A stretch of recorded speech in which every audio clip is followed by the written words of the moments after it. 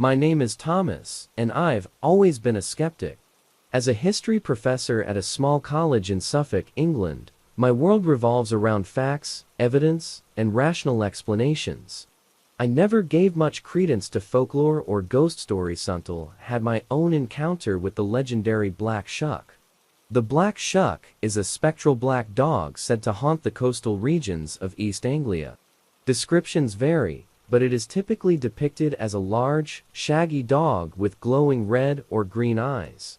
Tales of its appearance date back to the 16th century, with the creature often seen as a harbinger of death.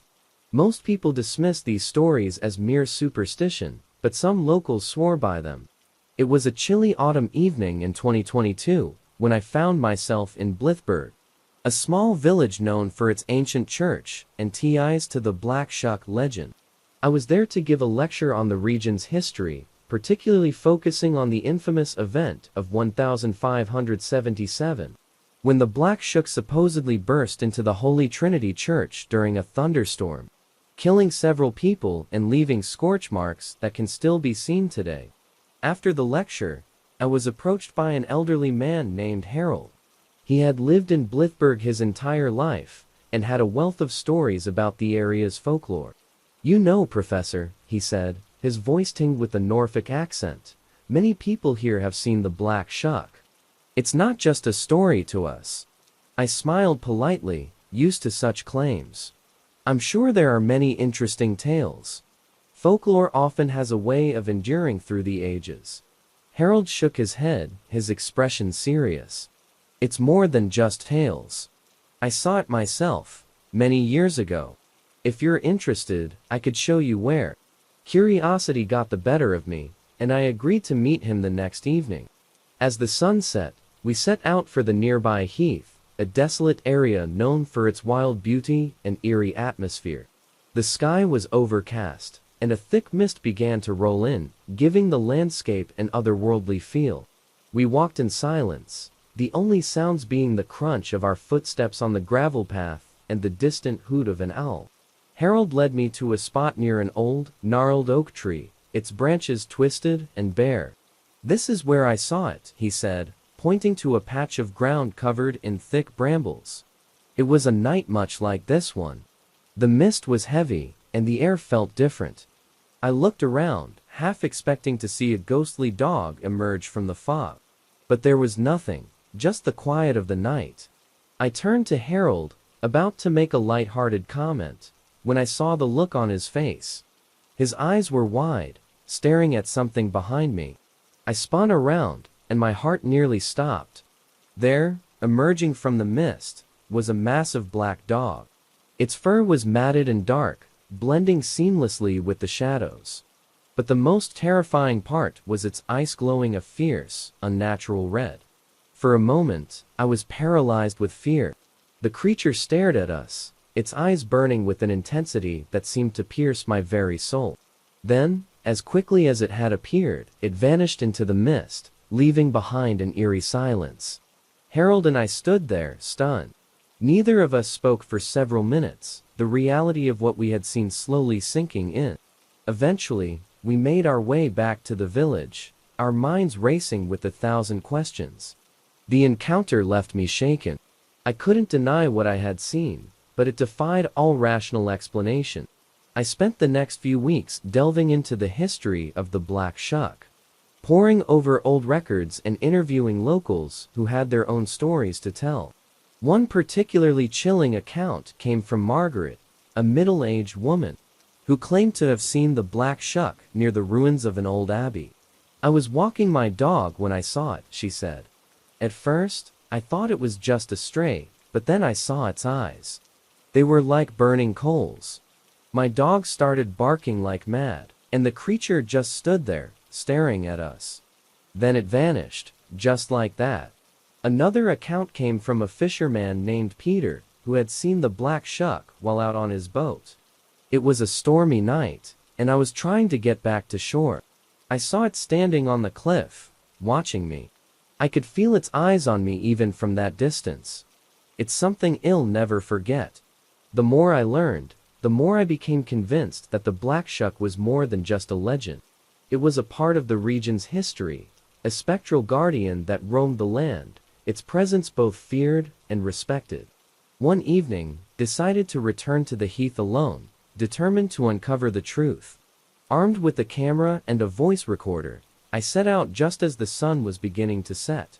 The mist was thick that night, and the air was heavy with the scent of damp earth and decaying leaves.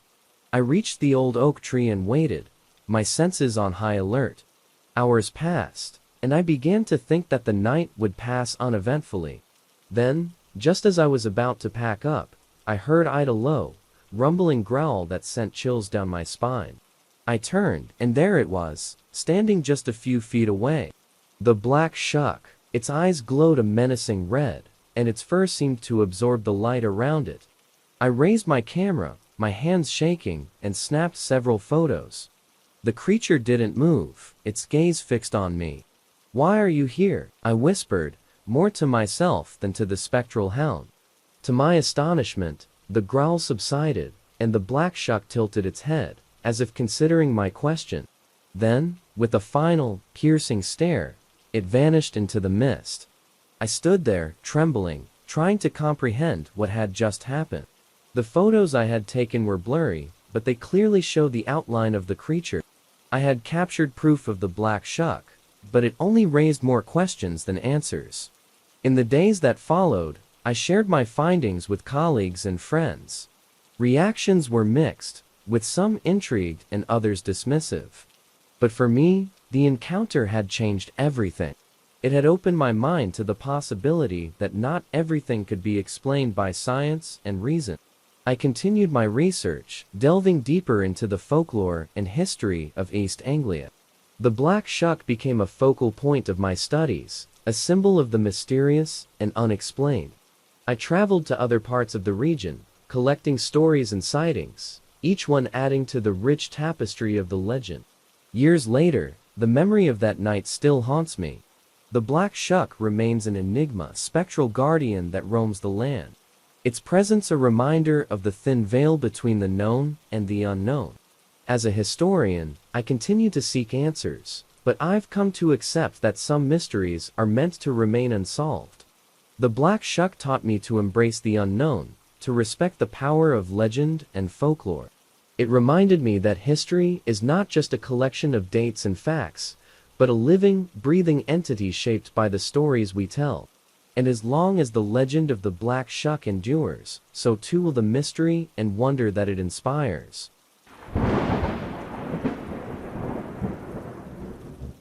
My name is Rachel, and I've always been drawn to the wild, untamed beauty of the northern forests. As a wildlife biologist, my work often takes me to remote and isolated places, where the only sounds are the whispers of the wind and the calls of distant animals. It was during one of these field expeditions that I encountered something that defied all logic and reassoned the Wendigo. The legend of the Wendigo originates from Algonquian folklore, describing a malevolent spirit or creature associated with cannibalism, winter, and starvation. It is said to possess humans, driving them to commit unspeakable acts. Those who have seen it describe a gaunt, emaciated figure, with sunken eyes and sharp teeth, a monstrous reflection of insatiable hunger. In the winter of 2019, I was part of a research team studying the effects of climate change on the boreal forest in northern Canada. We had set up a base camp near a small, isolated village called Pine Creek, where the locals were friendly but reserved. They spoke in hushed tones about the harsh winters and the spirits that roamed the forest. One evening, after a long day of data collection, I was invited to join the villagers for a traditional feast. As we sat around the fire, sharing stories and laughter, I noticed an old man, his face lined with age and wisdom, watching me intently. He introduced himself as Joseph, the village elder, and he had a story to tell. "You're not from here," he began, his voice low and gravelly, "but you should know the land you're on. There are things in these woods that you must respect, spirits that have been here long before us." Intrigued, I listened as Joseph recounted the legend of the Wendigo. His tale was chilling, filled with warnings about the creature's insatiable hunger and its ability to possess those who ventured too far into the wilderness. Many years ago, during a particularly harsh winter, a group of hunters from this village went missing, he said, his eyes reflecting the firelight. When they were found, only one man was left, and he was changed. He spoke of a monstrous figure that had driven him to madness, to cannibalism. He had become the Wendigo. The story left a deep impression on me, but I dismissed it as folklore. A cautionary tale to keep people from wandering too far into the dangerous wilderness. Little did I know, I was about to experience the legend firsthand. A few days later, I set out alone to check some remote monitoring stations deep in the forest. The weather had turned colder, and a heavy snowstorm was brewing on the horizon. I packed enough supplies for a couple of days and set off early in the morning, hoping to return before the worst of the storm hit. As I made my way through the dense forest, I couldn't shake the feeling that I was being watched. The trees seemed to close in around me, their branches heavy with snow. Every now and then, I caught glimpses of movement out of the corner of my eye. But whenever I turned to look, there was nothing there. By late afternoon, the storm had arrived, and visibility was quickly deteriorating. I decided to make camp for the night in a small clearing, setting up my tent and building a fire to keep warm. The wind howled through the trees, and the temperature continued to drop. As the night wore on, the sense of unease grew stronger. Around midnight, I was jolted awake by a strange eerie, high-pitched wail that seemed to come from all directions. I grabbed my flashlight and stepped out of the tent, scanning the darkness. The snow was falling heavily now, and the wind whipped through the trees, carrying the sound with it. Then I saw it, a tall, emaciated figure standing at the edge of the clearing. Its eyes glowed with an unnatural light, and its mouth was filled with sharp, jagged teeth. It was the Wendigo, just as Joseph had described. Paralyzed with fear, I could only watch as the creature slowly approached, its gaunt form moving with an unnatural grace. It stopped a few feet away from me, its eyes locking onto mine. In that moment, I felt a wave of hunger and despair wash over me, a darkness that seemed to seep into my very soul. Summoning all my courage, I turned and ran, stumbling through the deep snow. The Wendigo's wail followed me, a haunting cry that seemed to pierce the night. I didn't stop until I reached the safety of my base camp, collapsing in exhaustion and terror. The next morning, I told my colleagues what had happened. They were skeptical, attributing my experience to stress and the harsh conditions. But I knew what I had seen. The Wendigo was real, and it was out there, lurking in the depths of the forest. Over the following weeks, strange occurrences continued. We found mutilated animals near our camp, their bodies eerily similar to the descriptions in Joseph's story. The villagers became increasingly uneasy, their whispers growing more urgent. Some even packed up and left, unwilling to risk another encounter with the malevolent spirit. Determined to find answers, I sought out Joseph again. He listened to my account with a grave expression, nodding slowly. "The Wendigo feeds on fear and desperation," he said. "It preys on those who are lost, both physically and spiritually. You must find a way to confront it, to break its hold." With Joseph's guidance, I prepared for another journey into the forest. This time, I carried not just my scientific equipment, but also items of spiritual significance, blessed by the village shaman, and a small talisman for protection. As I ventured deeper into the woods, I felt the weight of the Wendigo's presence, an oppressive force that seemed to sap my strength and resolve. The storm had subsided, but the air was still frigid, and the silence was deafening. Near the place where I had first encountered the creature, I made a small fire and began a purification ritual, burning the sage and reciting the prayers Joseph had taught me. The smoke curled into the cold air, and I felt a strange sense of calm wash over me. Suddenly, the Wendigo appeared, its gaunt form emerging from the shadows. Its eyes burned with a malevolent hunger, and its wail cut through the night. But this time, I was ready. Holding the talisman tightly, I stepped forward, meeting its gaze. "You have no power over me," I said, my voice steady. "I am not lost. I am not afraid." The Wendigo recoiled, its form flickering like a shadow in the firelight. With each word, I felt its hold weakening, the darkness retreating. Finally, with a final, piercing wail, the creature vanished into the night, leaving only the silence and the cold. Exhausted but relieved, I returned to the village, where Joseph and the others welcomed me back. The atmosphere had changed, a sense of peace replacing the fear that had gripped us for so long. The Wendigo's curse had been broken, at least for now. The experience left a lasting mark on me. I had faced a legend, a creature born of fear and desperation, and emerged stronger for it. The Wendigo was a reminder of the darkness that can exist within us all, but also of the power of courage and resilience. As a scientist, I continue to seek answers, to explore the mysteries of the natural world. But I've also learned to respect the stories and traditions that have been passed down through generations. They are a part of our history, testament to the enduring power of belief and the human spirit. The Wendigo's legend lives on, a tale of horror and survival that will continue to haunt the northern forests. And for those who dare to venture into its territory, it serves as a reminder to stay true to oneself, to confront the darkness within, and to never lose hope.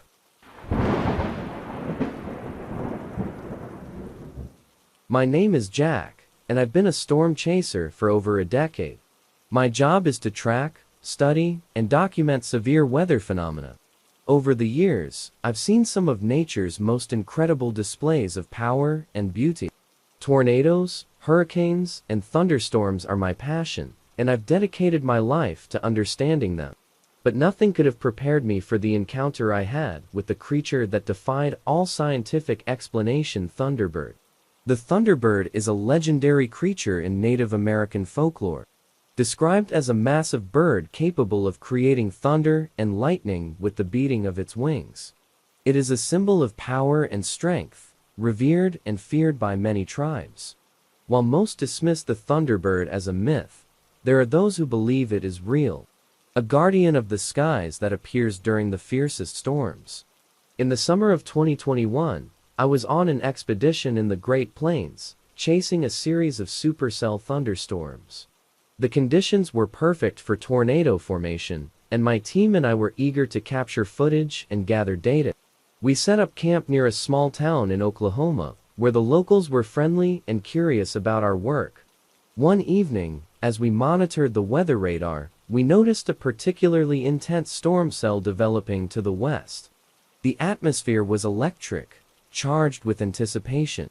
We packed our equipment and headed out, following the storm as it moved across the plains. The sky darkened, and the wind picked up, carrying the scent of rain and ozone. As we approached the heart of the storm, the sky was filled with flashes of lightning, illuminating the roiling clouds. The air was thick with tension, and the sound of thunder echoed across the landscape. We parked our vehicles on a ridge, setting up our cameras and instruments to capture the approaching tempest. It was then that I saw a massive, shadowy figure soaring through the storm clouds. At first, I thought it was a trick of the light, a product of my overactive imagination. But as the lightning flashed again, I saw the outline of a gigantic bird, its wings spanning the width of the storm front. "Did you see that?" I shouted to my team, pointing towards the sky. They followed my gaze, their eyes widening in disbelief. "What the hell is that?" one of my colleagues, Sarah, exclaimed. "It looks like a bird, but it's huge." We watched in awe as the Thunderbird circled the storm, its presence undeniable. With each beat of its wings, the storm seemed to grow more intense, the wind howling and the rain lashing down. The creature's eyes glowed with an otherworldly light, and its feathers shimmered like lightning. Driven by a mix of fear and curiosity, I grabbed my camera and began to film the Thunderbird. The footage was shaky, the storm making it difficult to keep the camera steady. But I managed to capture several minutes of the creature's flight.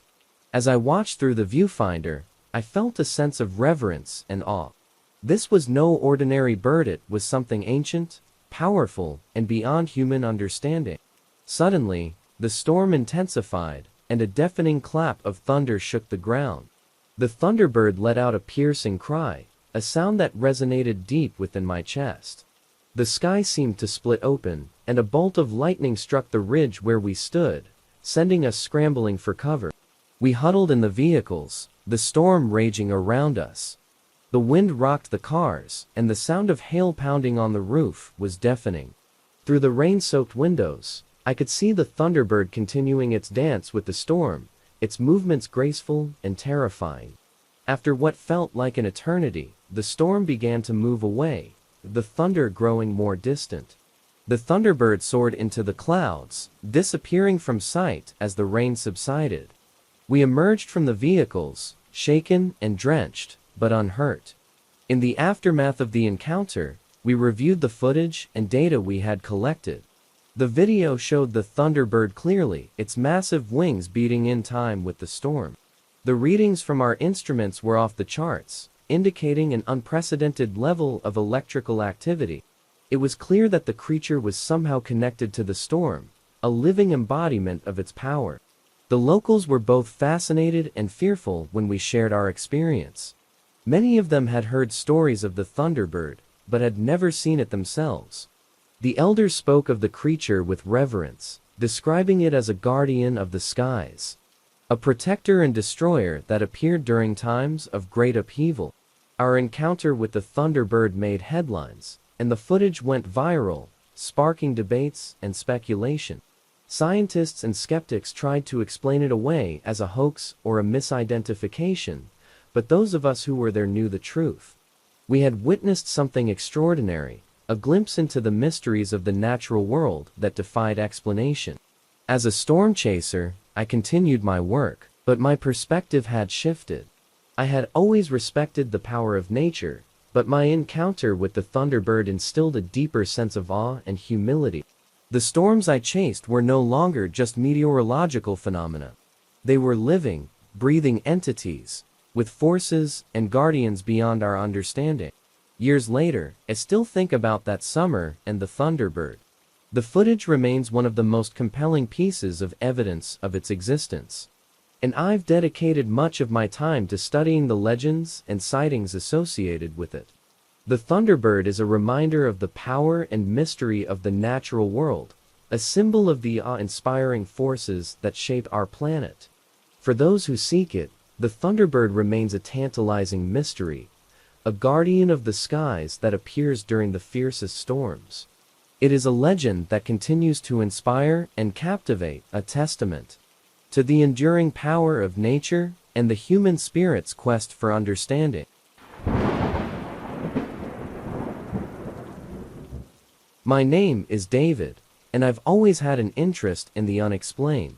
As a private investigator, my cases usually involve tracking down missing persons or uncovering marital infidelities.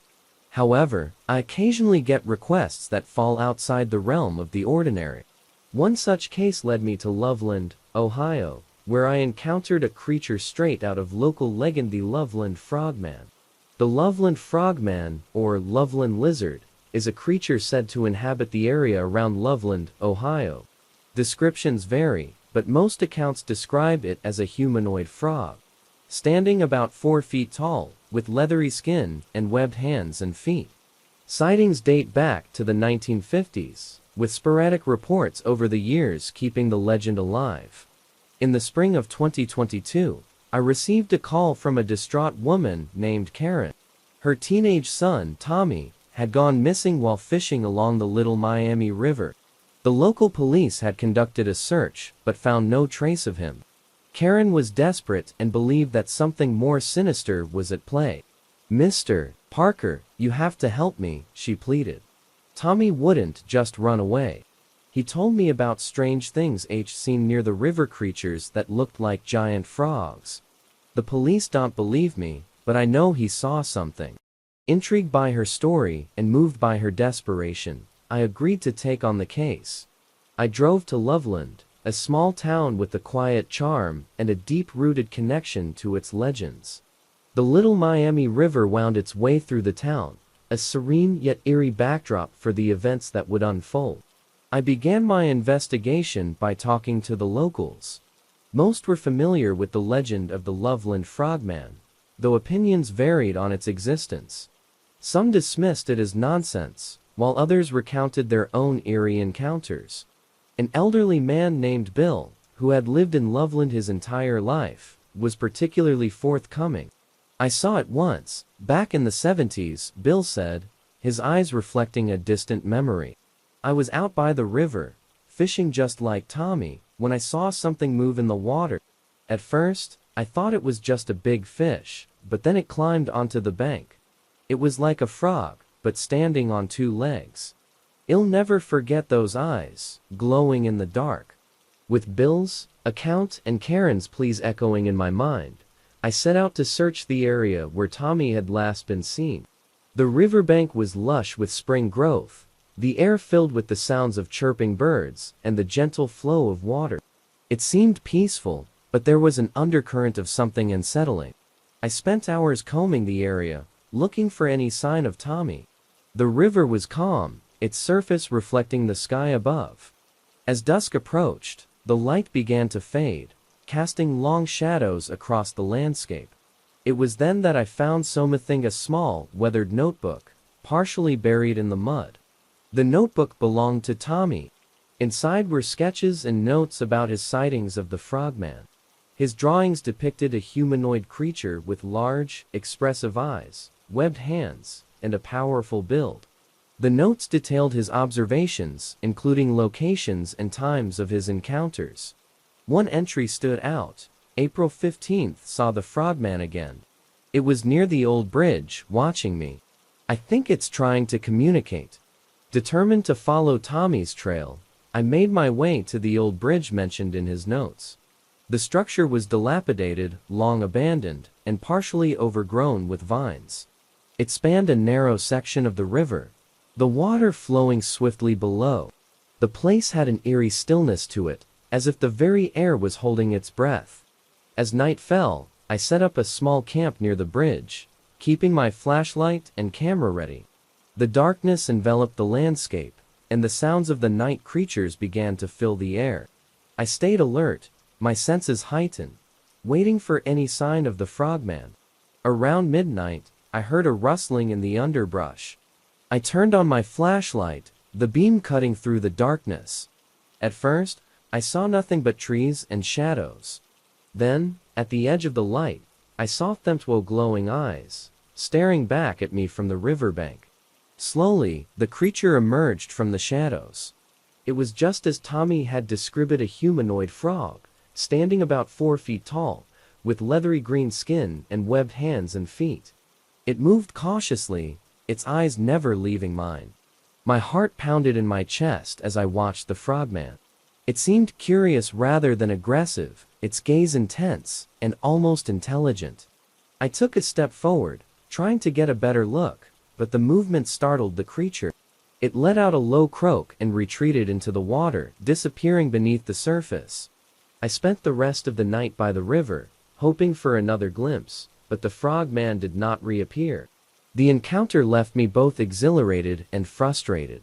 I had seen the creature, but I still had no answers about Tommy's disappearance.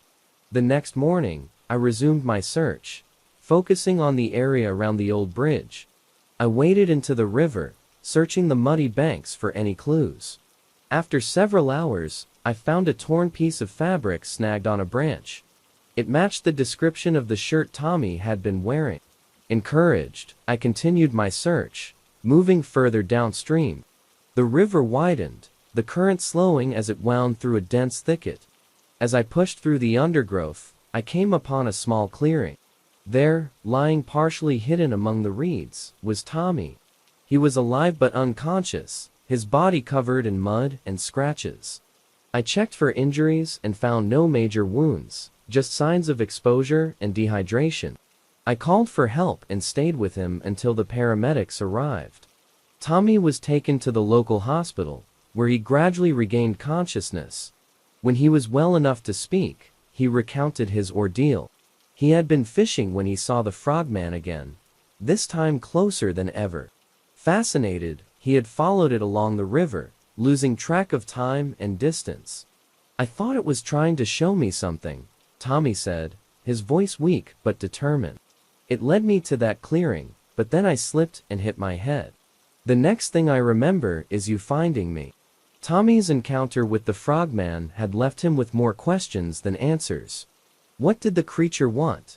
Was it trying to communicate, as he believed, or was it simply curious about him? The mystery of the Loveland frogman remained unsolved, but at least Tommy was safe. Karen was overjoyed to have her son back, and the town of Loveland buzzed with renewed interest in the legend.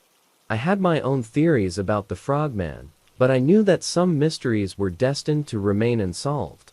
The encounter had reminded me that the world is full of wonders, and that sometimes the most incredible stories are the ones that defy explanation. The Loveland frogman continues to be a subject of fascination and debate, a creature that straddles the line between myth and reality. For those of us who have seen it, the experience is a reminder of the mysteries that still lurk in the shadows, waiting to be discovered.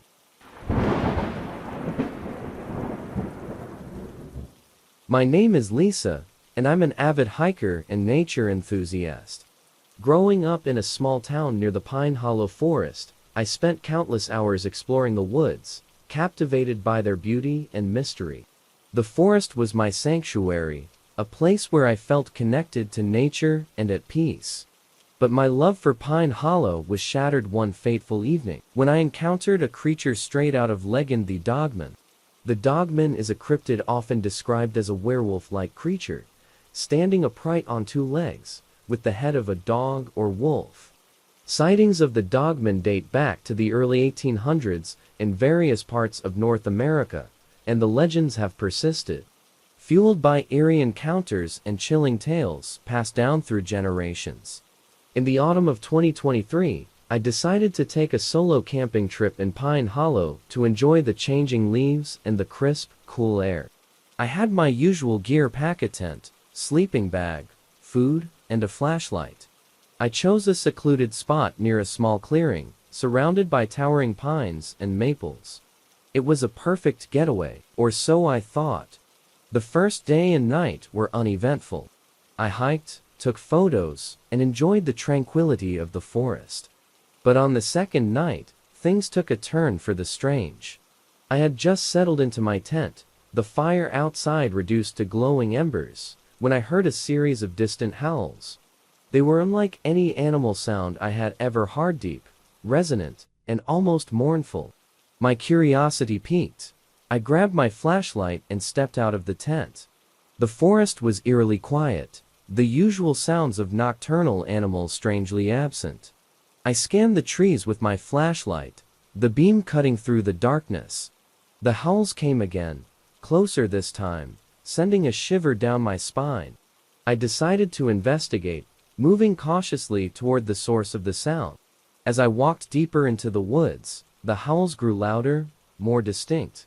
They seemed to echo through the trees, creating an almost otherworldly symphony. I reached a small clearing and stopped, listening. The howls had ceased, replaced by an unsettling silence. I felt a prickling on the back of my neck, the sensation of being watched. Then I saw it. Standing at the edge of the clearing, partially obscured by shadows, was a figure.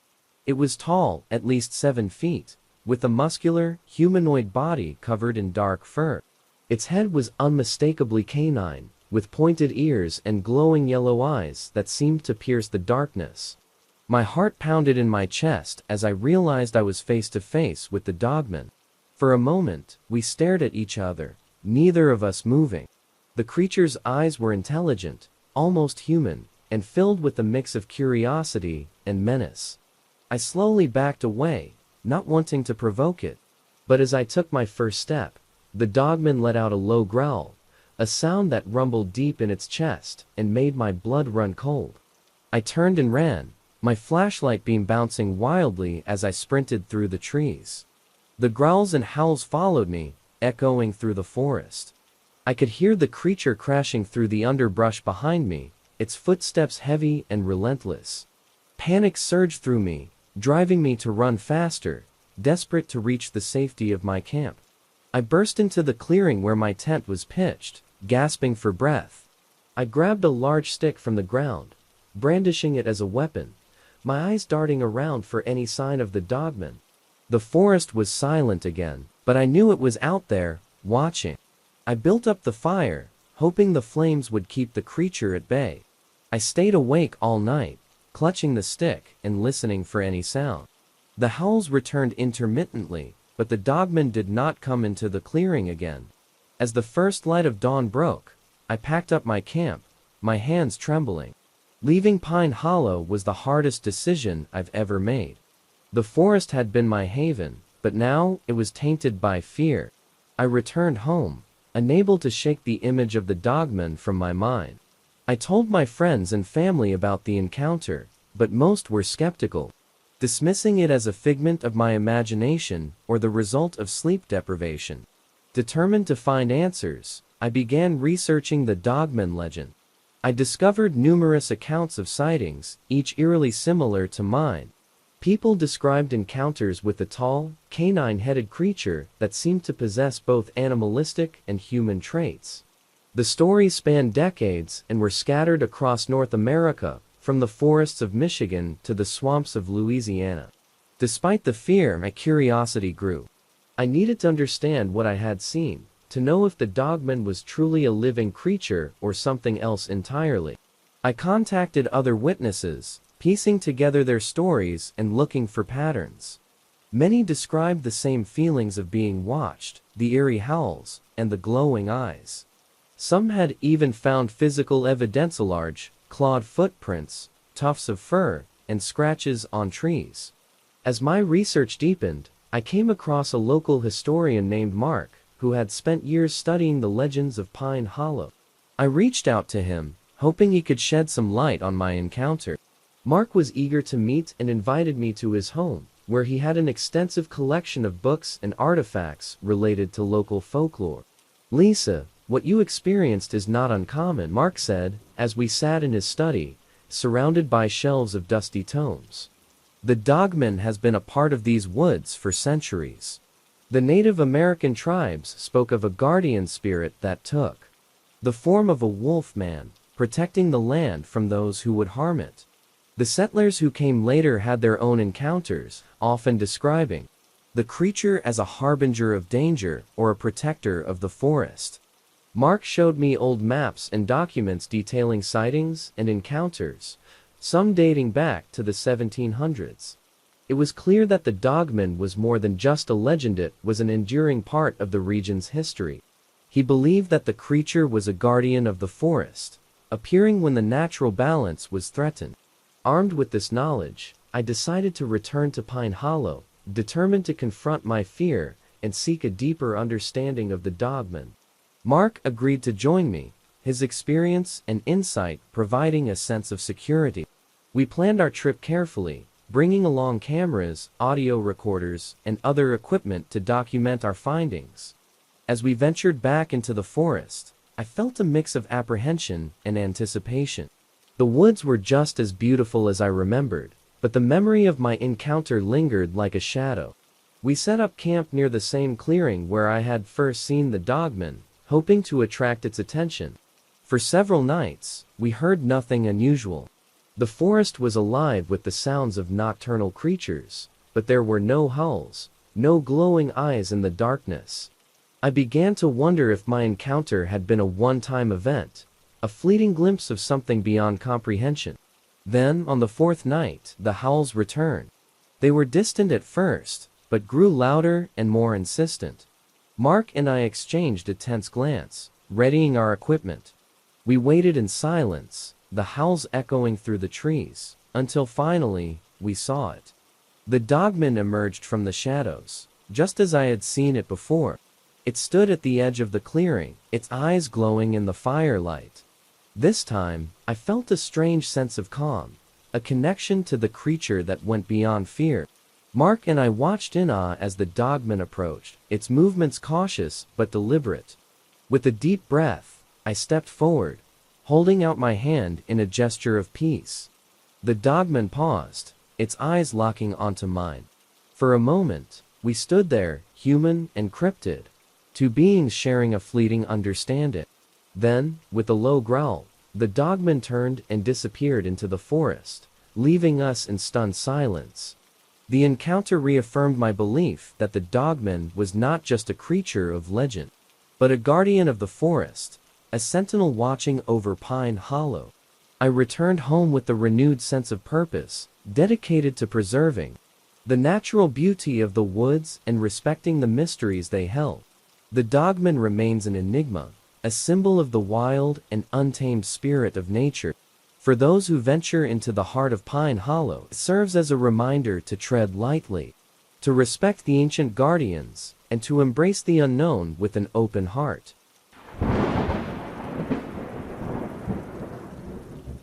My name is Ethan, and I'm a skeptic by nature. As a journalist, my job is to separate fact from fiction, to uncover the truth beneath layers of hearsay and legend. But there are times when even the most rational minds are forced to confront the inexplicable. This is the story of one such ninth night I encountered the Dover Demon.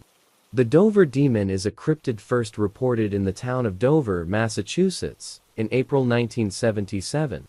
Described as a small, humanoid figure with a large head, glowing eyes, and long, thin limbs, the creature was seen by several teenagers over the course of 2 nights. The sightings caused a stir in the small town, and the legend of the Dover Demon was born. In the summer of 2023, I was assigned to write a feature on New England's most enduring legends. The Dover Demon was at the top of my list.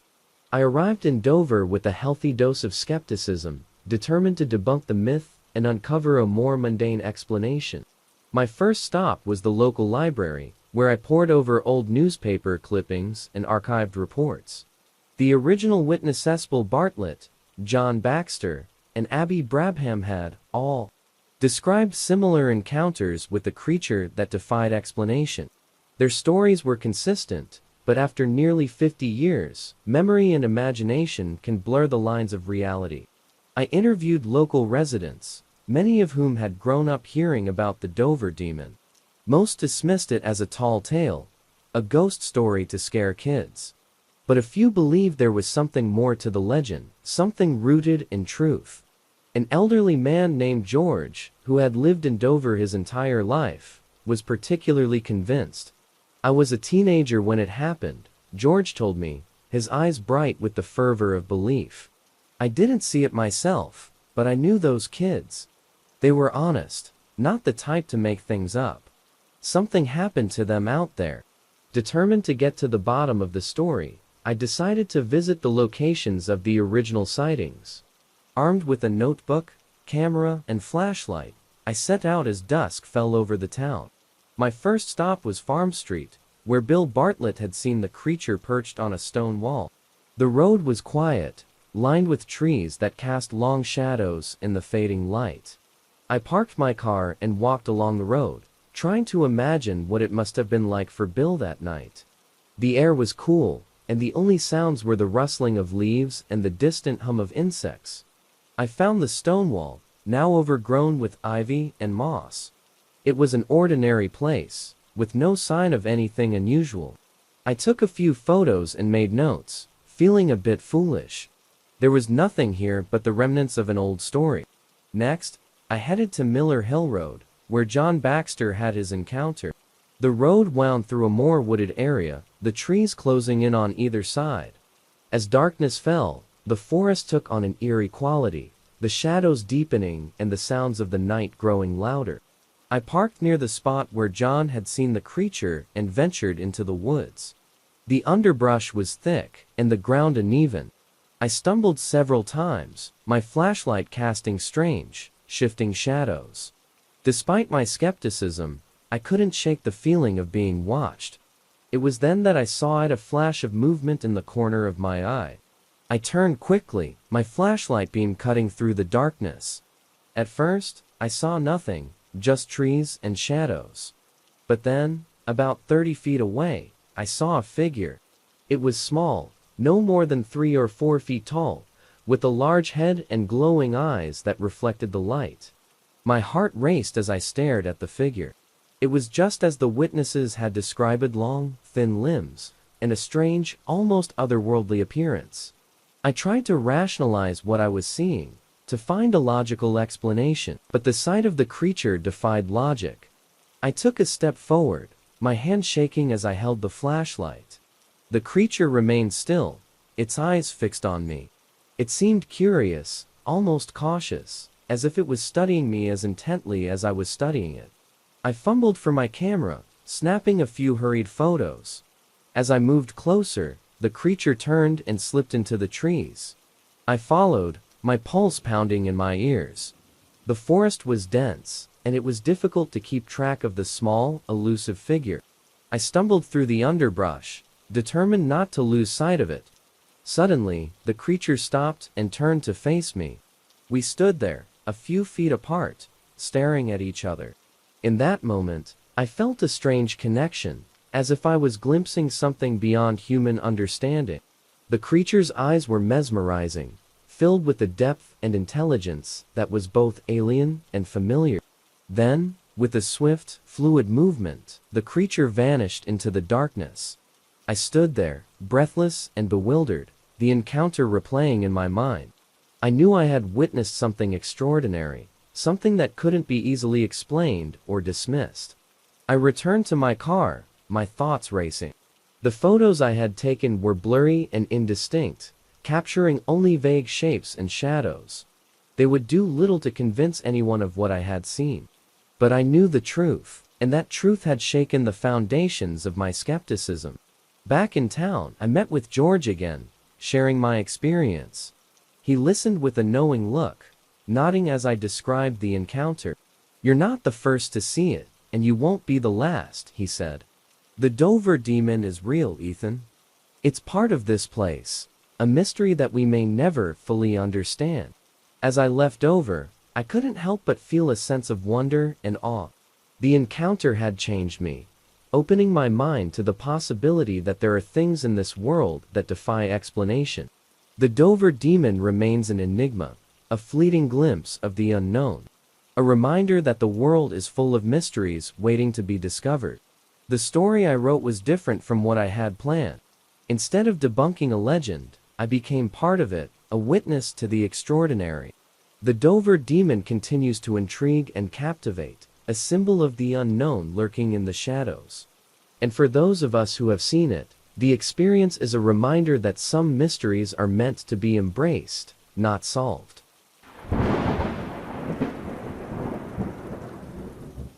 My name is David, and I've always been fascinated by folklore and legends.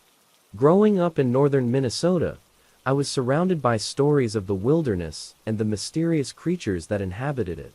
But there was one legend that always stood out: the legend of the Wendigo. According to the tales, the Wendigo is a malevolent spirit or creature associated with insatiable hunger and cannibalism. It is said to haunt the forests of the Great Lakes region and the Atlantic coast, preying on those who venture too far into its territory. In the winter of 2023, I decided to take a solo trip to the Boundary Waters Canoe Area Wilderness.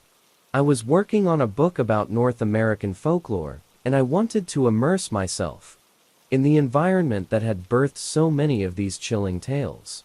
My plan was to spend a week in the wilderness, camping and documenting my experiences. The first few days were uneventful. The landscape was breathtaking, blanketed in snow and ice, and the air was crisp and clear. I spent my days hiking, taking photographs, and jotting down notes. At night, I huddled by my campfire, the darkness pressing in around me. It was peaceful, almost too peaceful. On the fourth night, as I sat by the fire, I heard a distant howl. It was a mournful, eerie sound that sent a shiver down my spine. I dismissed it as a coyote or wolf, though it sounded different, more resonant. I tried to ignore it and went to bed, but sleep didn't come easily. The howling continued intermittently, and I couldn't shake the feeling that something was watching me. The next day, I decided to explore a new area, hoping to distract myself from the unsettling sounds of the previous night. I hiked deeper into the forest, the snow crunching under my boots. As I walked, I noticed strange tracks in the snow. They were large, with long, narrow strides, unlike any animal tracks I had seen before. My curiosity piqued. I followed them, wondering what kind of creature could have made them. The tracks led me to a small clearing, where I found more signs of disturbance: bebrown branches, scattered debris, and what looked like claw marks on a tree trunk. I felt a growing sense of unease, but my curiosity overrode my caution. I took photos of the tracks and the claw marks, documenting everything for my book. As the sun began to set, I realized I had wandered farther from my camp than I intended. I started back, but the fading light and the thickening snow made it difficult to find my way. The forest seemed to close in around me, the trees looming like dark sentinels. The howling started again, closer this time, and I quickened my pace, my breath coming in ragged gasps. I reached my camp just as darkness fell. I built up the fire, its warmth and light a welcome reprieve from the cold and the encroaching night. But the feeling of being watched persisted, and the howls grew louder, more insistent. They echoed through the trees, a chorus of despair and hunger. That night, I barely slept. The howls seemed to come from all directions, circling my camp. I kept the fire burning, its flickering flames my only comfort. In the early hours of the morning, heard something moving just beyond the firelight. I grabbed my flashlight and shone it into the darkness, my heart pounding. For a moment, I saw nothing. Then, just at the edge of the light, I saw a figure. It was tall and gaunt, with elongated limbs and pale, emaciated skin.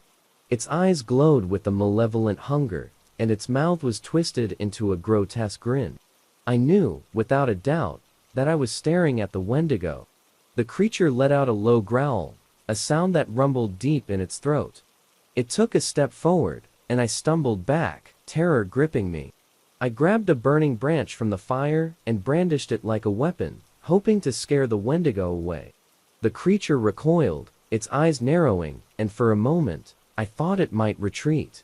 But then it lunged, moving with terrifying speed.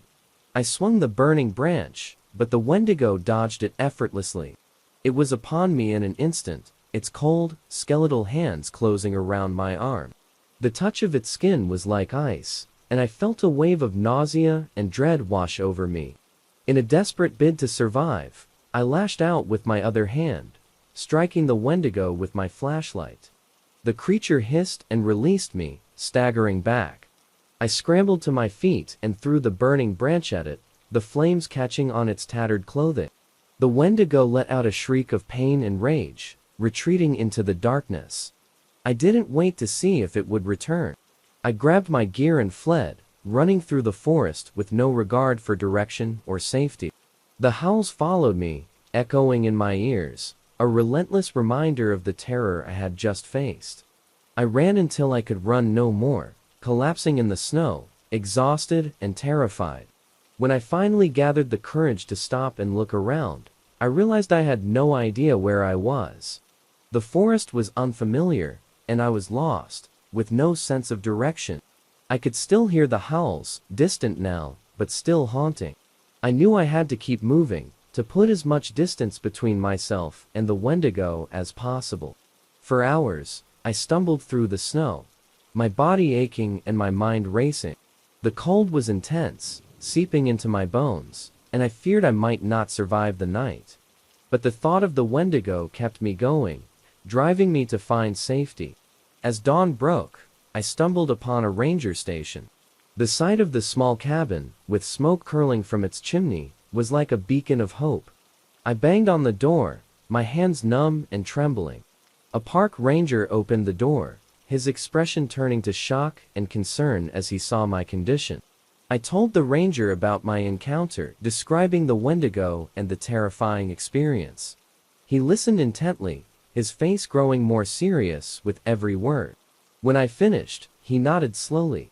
"You're not the first to encounter something out there," he said. "We've had reports of strange sightings and unexplained disappearances. Most people don't believe in the legends, but there's something in those woods. Something dangerous." The ranger helped me back to civilization, and I was taken to a hospital to recover. The doctor said I was lucky to be alive, but I couldn't shake the feeling of dread that lingered from my encounter. The images of the Wendigo haunted my dreams, its glowing eyes and twisted grin a constant reminder of the terror I had faced. As I recovered, I continued my research, delving deeper into the legend of the Wendigo. I found countless stories of encounters, each one more chilling than the last. The Wendigo was more than just a myth, it was a living nightmare, a creature driven by an insatiable hunger and a malevolent spirit. I knew I had to share my story, to warn others of the dangers that lurked in the wilderness. My book, The Hunger of the Wendigo, became a bestseller, captivating readers with its blend of folklore and personal experience. But for me, it was more than just a story, it was a reminder of the fragility of life and the darkness that exists just beyond the light. The Wendigo remains a terrifying enigma, a creature born of hunger and darkness. For those who venture into its territory, it serves as a warning to respect the wilderness and the ancient legends that still hold power. And for those of us who have encountered it, the memory of the Wendigo is a constant reminder of the thin line between the known and the unknown, the safe and the terrifying.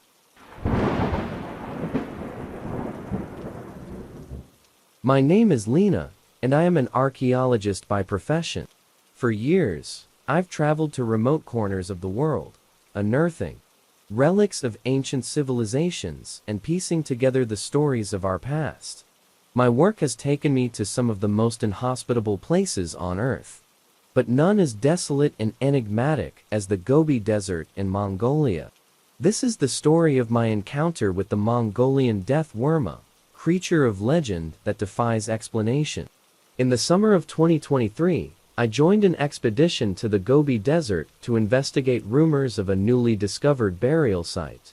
The team was composed of seasoned archaeologists, local guides, and a few adventurous journalists eager to document our findings. Our destination was a remote area known as the Flaming Cliffs, a region famous for its dinosaur fossils and harsh, unforgiving terrain. The journey to the site was arduous. The Gobi Desert is a vast, barren expanse of sand and rock, with temperatures soaring during the day and plummeting at night. Our convoy of vehicles navigated the treacherous landscape, kicking up clouds of dust that seemed to hang in the air, shimmering in the relentless sun. Upon arriving at the site, we set up our camp and began our work. The initial days were productive, as we uncovered several intriguing artifacts and the partial remains of what appeared to be a human burial. Spirits were high, and the team was excited about the potential significance of our findings. However, as the days passed, a sense of unease began to settle over the camp. It started with the local guides, who whispered among themselves and cast wary glances at the surrounding dunes. When I asked one of them, a man named Badr, what was troubling him, he hesitated before speaking. "There are stories," he said, his voice low and serious. "Legends of a creature that lives in the desert. The locals call it Olgoy Korkhoith, deathworm. It is said to be a large, worm-like creature, capable of spitting venom and generating electric shocks. People who encounter it do not live to tell the tale." I dismissed the stories as folklore, the product of superstition and fear. But Badr's words lingered in my mind, and I couldn't shake the feeling that we were being watched. The desert was vast and empty, yet there was a sense of presence, an unseen observer lurking just beyond the edge of our perception. One evening, as the sun dipped below the horizon and the temperature began to drop, a sudden commotion erupted in the camp. One of the journalists, a young woman named Emma, had gone missing. Panic spread quickly as we searched the camp and the surrounding area, calling her name and scanning the dunes with flashlights. We found Emma just beyond the edge of the camp, lying unconscious in the sand. Her skin was pale, and she had a strange burn mark on her leg, as if she had been struck by lightning. We rushed her to the medical tent, where our team doctor, Dr. Harris, did his best to revive her. Emma eventually regained consciousness, but she was disoriented and terrified. "It was a monster," she whispered, her eyes wide with fear. It came out of the sand. It was huge, like a giant worm. It shocked me, and then everything went black. Her account sent chills down my spine. Could it be that the legends were true? Had we encountered the Mongolian death worm? The team was divided. Some believed Emma's story, while others insisted there had to be a more rational explanation. Determined to find answers, I proposed a night watch. We set up a perimeter around the camp, taking turns keeping vigil. The desert was eerily silent. The only sounds the whispering of the wind and the occasional rustle of sand. Hours passed without incident, and I began to wonder if we were chasing shadows. Just as my shift was about to end, I saw it. A ripple in the sand, like a wave moving beneath the surface. I stared, unable to believe my eyes. The ripple grew larger, and then, with a sudden burst, the sand erupted, revealing a creature unlike anything I had ever seen. It was a massive, worm-like entity, its body segmented and covered in a tough, leathery hide. It had no visible eyes, but its mouth was a gaping maw, lined with rows of sharp, needle-like teeth. The creature undulated, moving with a horrifying grace, and as it approached, I felt a static charge in the air. I called out to the others, my voice shaking. The camp sprang into action, lights and cameras trained on the beast. The Mongolian death worm reared up, and I saw arcs of electricity dancing along its body. It let out a hiss, a sound that resonated deep within my bones. Dr. Harris, always the pragmatist, grabbed a metal pole and approached the creature cautiously. He waved the pole in front of it, and the worm reacted instantly, striking with lightning speed. The pole conducted the electric shock, and Dr. Harris was thrown back, stunned but alive. Realizing we needed to defend ourselves, I grabbed a flare gun from our supplies and fired it at the creature. The bright light and heat seemed to confuse it, and it recoiled, retreating into the sand with the speed that defied its size. We watched in stunned silence as the desert swallowed the death worm, leaving only disturbed sand in its wake. The encounter left us shaken and uncertain. We had come to the Gobi Desert in search of ancient artifacts, but we had found something far more disturbing. The Mongolian death worm was no longer a legend, it was real, a living nightmare lurking beneath the sands. Emma recovered, but the mark on her leg remained as a permanent reminder of our encounter. The team decided to cut the expedition short, agreeing that our safety was paramount. As we packed up and prepared to leave, I couldn't help but feel a sense of loss. The Gobi Desert held many secrets, and we had only scratched the surface. Back in the safety of civilization, I documented our experience in my journal, describing every detail of the encounter. I knew that many would be skeptical, that the scientific community would demand proof.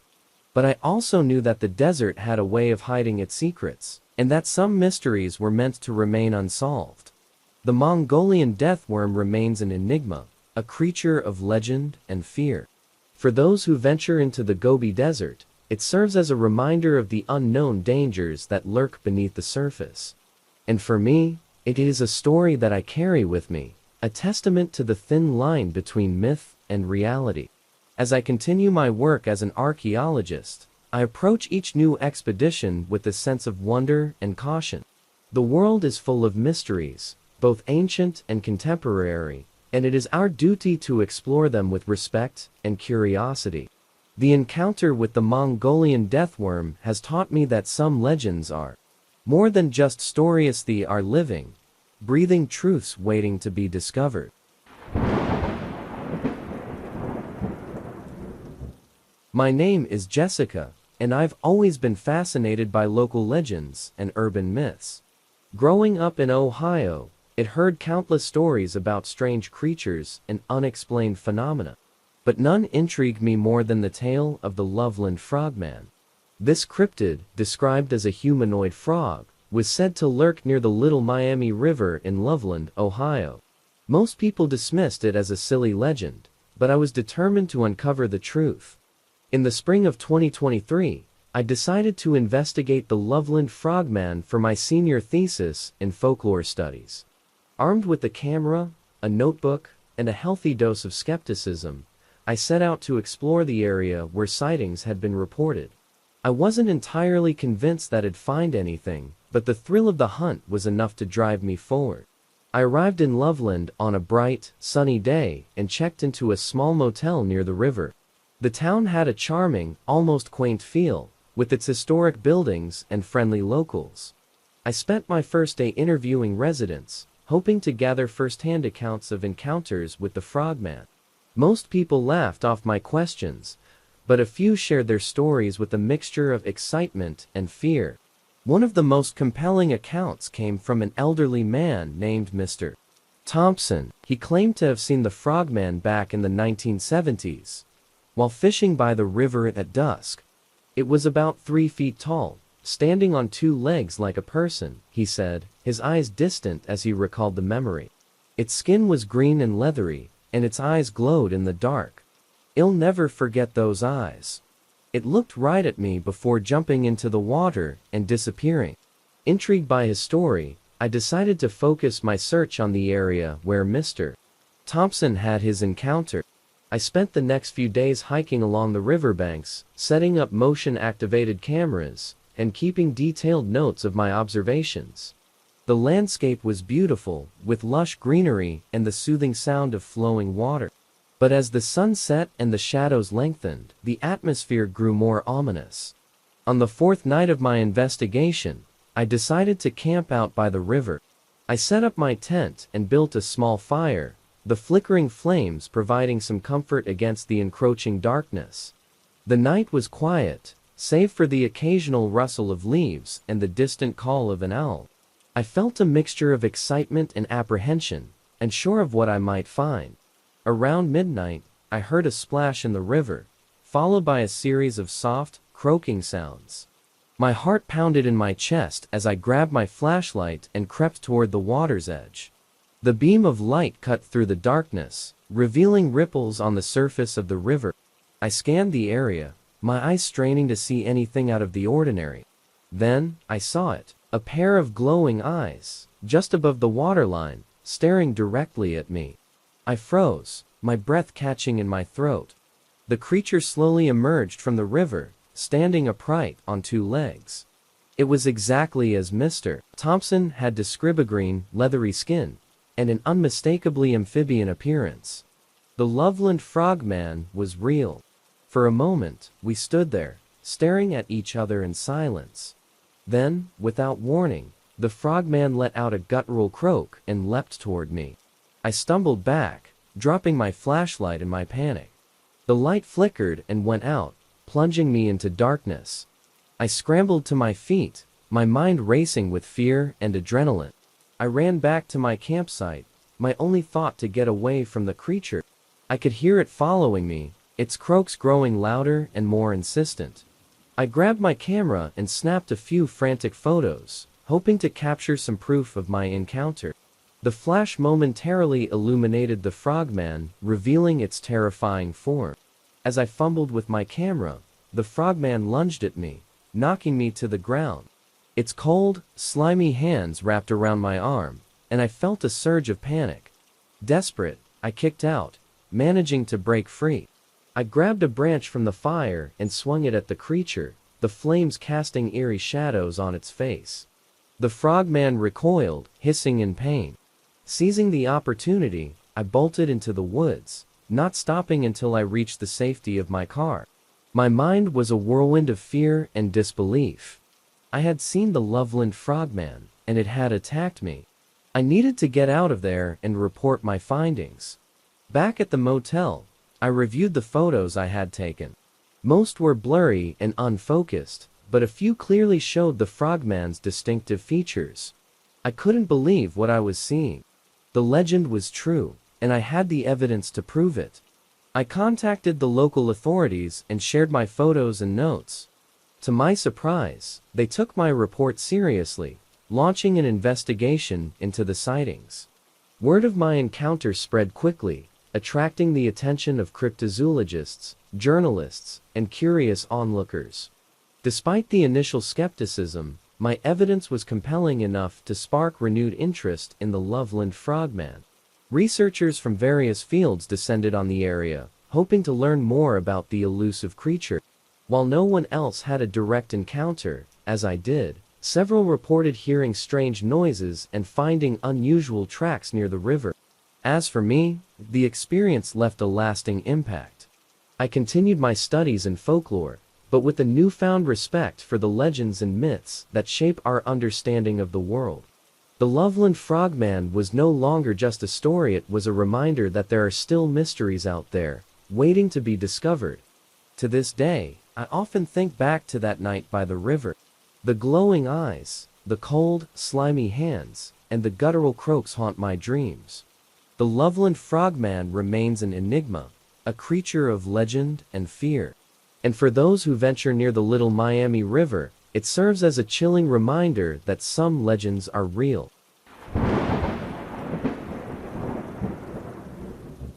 My name is Daniel, and I have always been drawn to the mysterious and unexplained.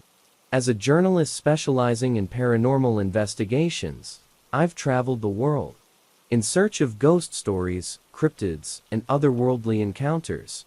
But nothing prepared me for what I encountered in the small coastal town of Cromer in Norfolk, England. This is the story of my encounter with Black Shuck, the legendary spectral hound that haunts the English countryside.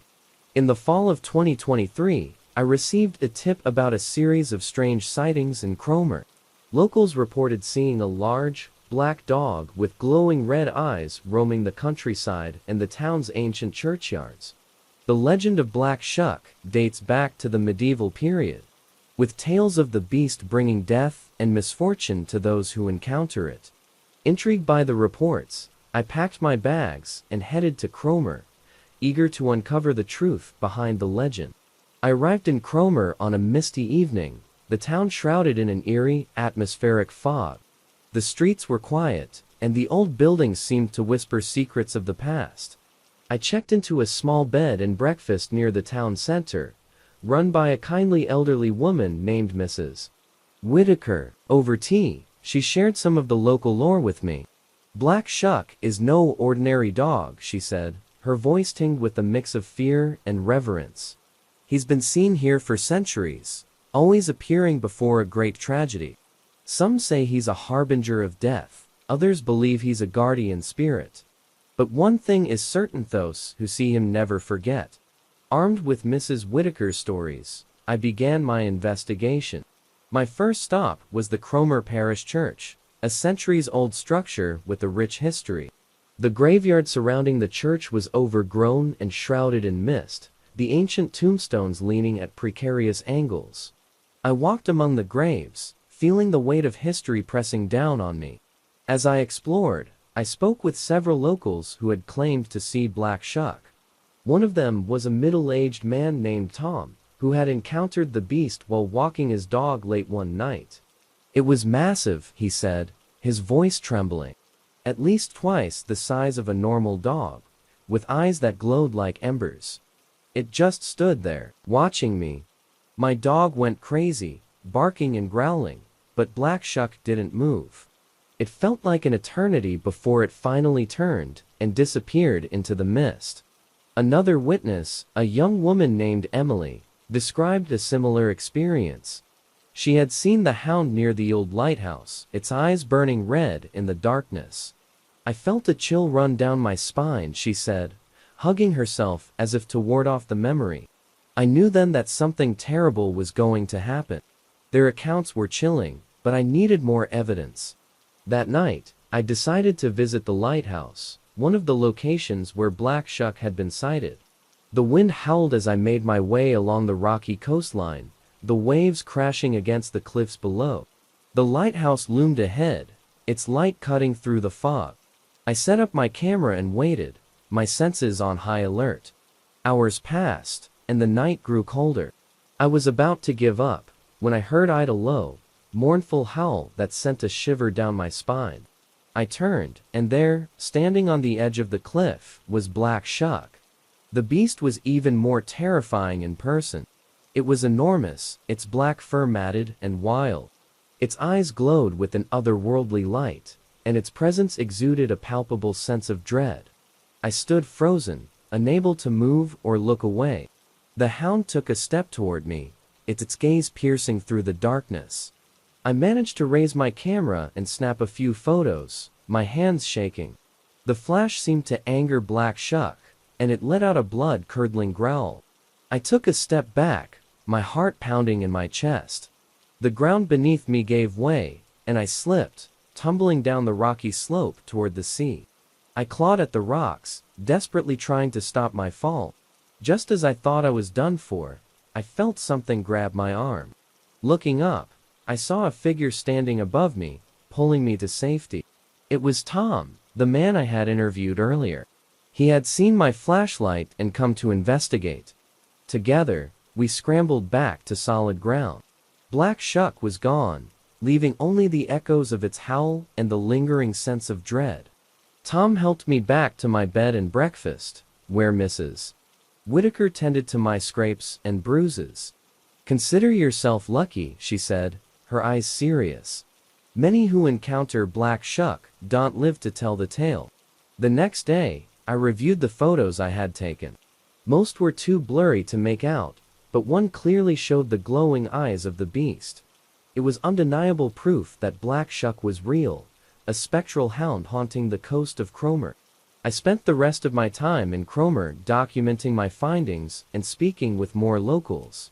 The stories were all eerily similar, each encounter leaving a lasting impact on those who experienced it. Black Shuck was more than just a legend, it was a living, breathing part of the town's history. As I prepared to leave, I felt a mixture of relief and sadness. Cromer had welcomed me into its mysterious embrace, and I had uncovered a piece of its dark past. But the encounter with Black Shuck had also left me with a sense of unease. The hound was still out there, watching, waiting. Back in the safety of my home, I wrote up my report, detailing the legend and my personal encounter. The story of Black Shuck captured the imagination of my readers, sparking debates and discussions about the nature of the paranormal. Some dismissed it as a trick of the light or mass hysteria, but others, like me, believed in the possibility of the unknown. The haunting of Black Shuck remains one of the most profound experiences of my career. It serves as a reminder that there are mysteries in this world that defy explanation, legends that persist through the ages. For those who venture to Cromer, the spectral hound is a symbol of the thin veil between the known and the unknown, guardian of secrets long forgotten. As for me, I continue my work, seeking out the unexplained and shining a light on the darkest corners of our world. The legend of Black Shuck is a testament to the enduring power of folklore and the human desire to understand the mysteries that surround us. And every time I hear a howl in the distance, I am reminded of that misty night on the cliffs of Cromer, and the glowing eyes of the beast that still haunts my dreams.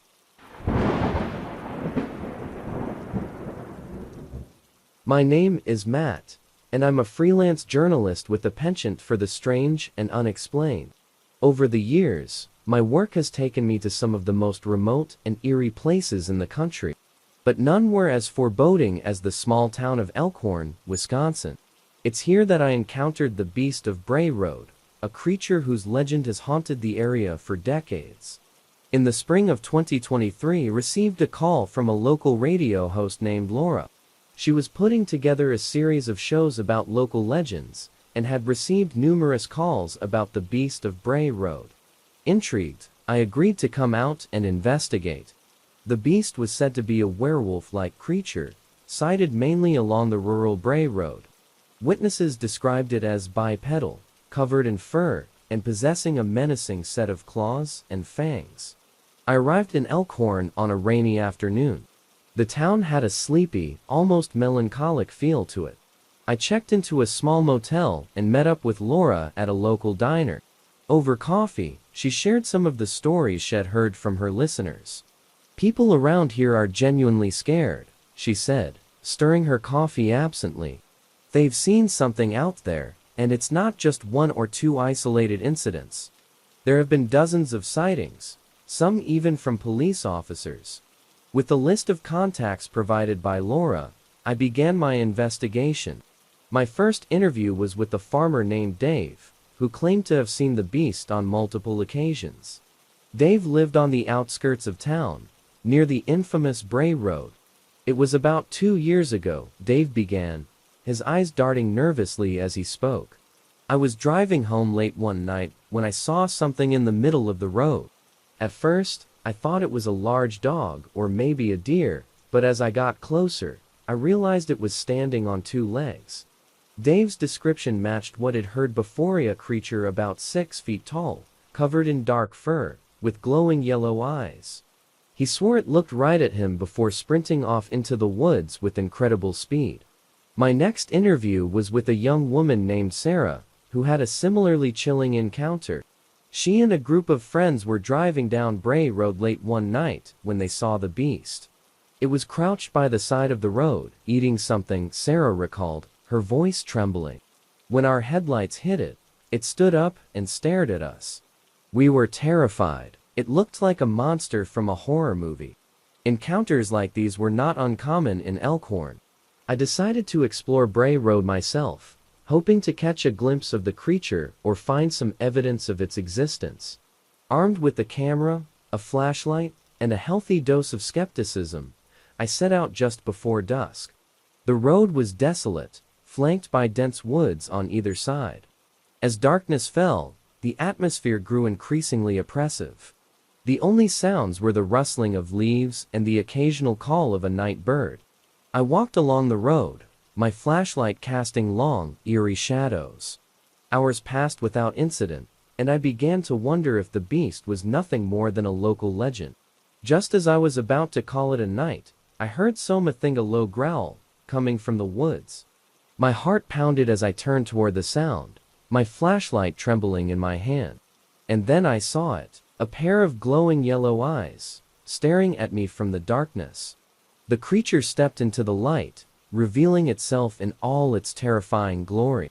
It was exactly as described: a hulking, fur-covered beast, standing on 2 legs, with claws and fangs that gleamed in the beam of my flashlight. For a moment, we stood there, locked in a silent standoff. I could feel the primal fear rising within me, every instinct screaming at me to run. But I was rooted to the spot, unable to look away. The beast let out a menacing growl and took a step forward. I snapped out of my trance and raised my camera, taking as many photos as I could. The flash seemed to startle the creature, and it let out a roar before bounding into the woods with astonishing speed. I stood there, my breath coming in ragged gasps, trying to process what I had just seen. Shaken but determined, I returned to my motel room and reviewed the photos. Most were blurry, but a few clearly captured the beast's glowing eyes and imposing form. I couldn't believe I had actual evidence of the legendary creature. The next day, I shared my findings with Laura and a few locals. Reactions were mixed. Some were excited, others skeptical. But the photos spoke for themselves, and soon word spread throughout the town. Elkhorn was buzzing with renewed interest in the beast of Bray Road. I spent the next few days conducting more interviews and gathering as much information as I could. Each story added another piece to the puzzle, painting a picture of a creature that had haunted the area for decades.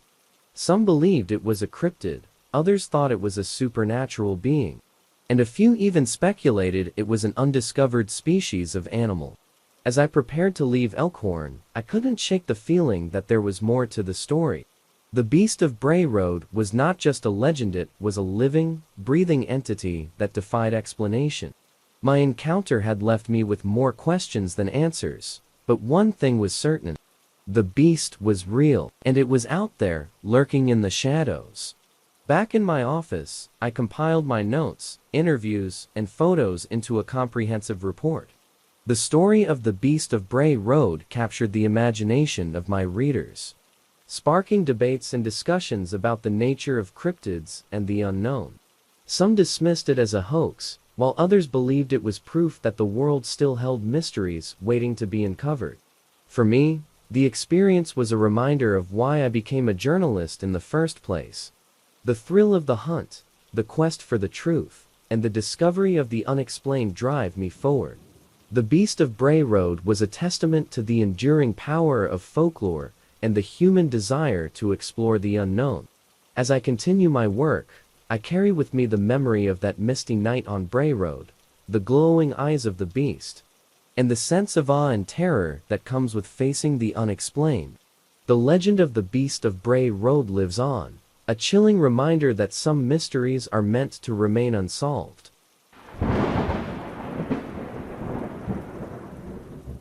My name is Peter, and I've always had a fascination with cryptids and the supernatural. Growing up in the rural South, it heard countless stories of strange creatures lurking in the woods and swamps. But none intrigued me more than the tale of the lizard man of Scape or Swamp. This reptilian humanoid was said to haunt the swamps of Bishopville, South Carolina, terrorizing locals and leaving a trail of mysterious sightings in its wake. In the summer of 2023, I decided to investigate the legend for myself. Armed with a camera, a digital recorder, and a healthy dose of skepticism, I set out for Bishopville, determined to uncover the truth.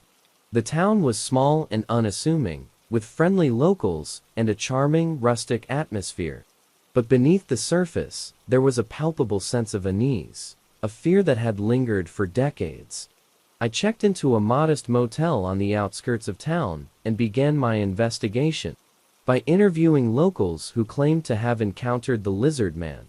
My first stop was the Lee County Public Library, where I hoped to find historical records and old newspaper articles about the creature. The librarian, an elderly woman named Mrs. Jenkins, was more than happy to help. "Oh, the lizard man," she said, with a knowing smile. "I've been hearing stories about him since I was a girl. Most folks around here will tell you it's just a legend, but there are some who swear they've seen him with their own eyes." With Mrs. Jenkins' help, I found several newspaper clippings detailing sightings and encounters with the lizard man, dating back to the 1980s. The most famous incident involved a local teenager named Christopher Davis, who reported being attacked by the creature while changing a tire near the swamp.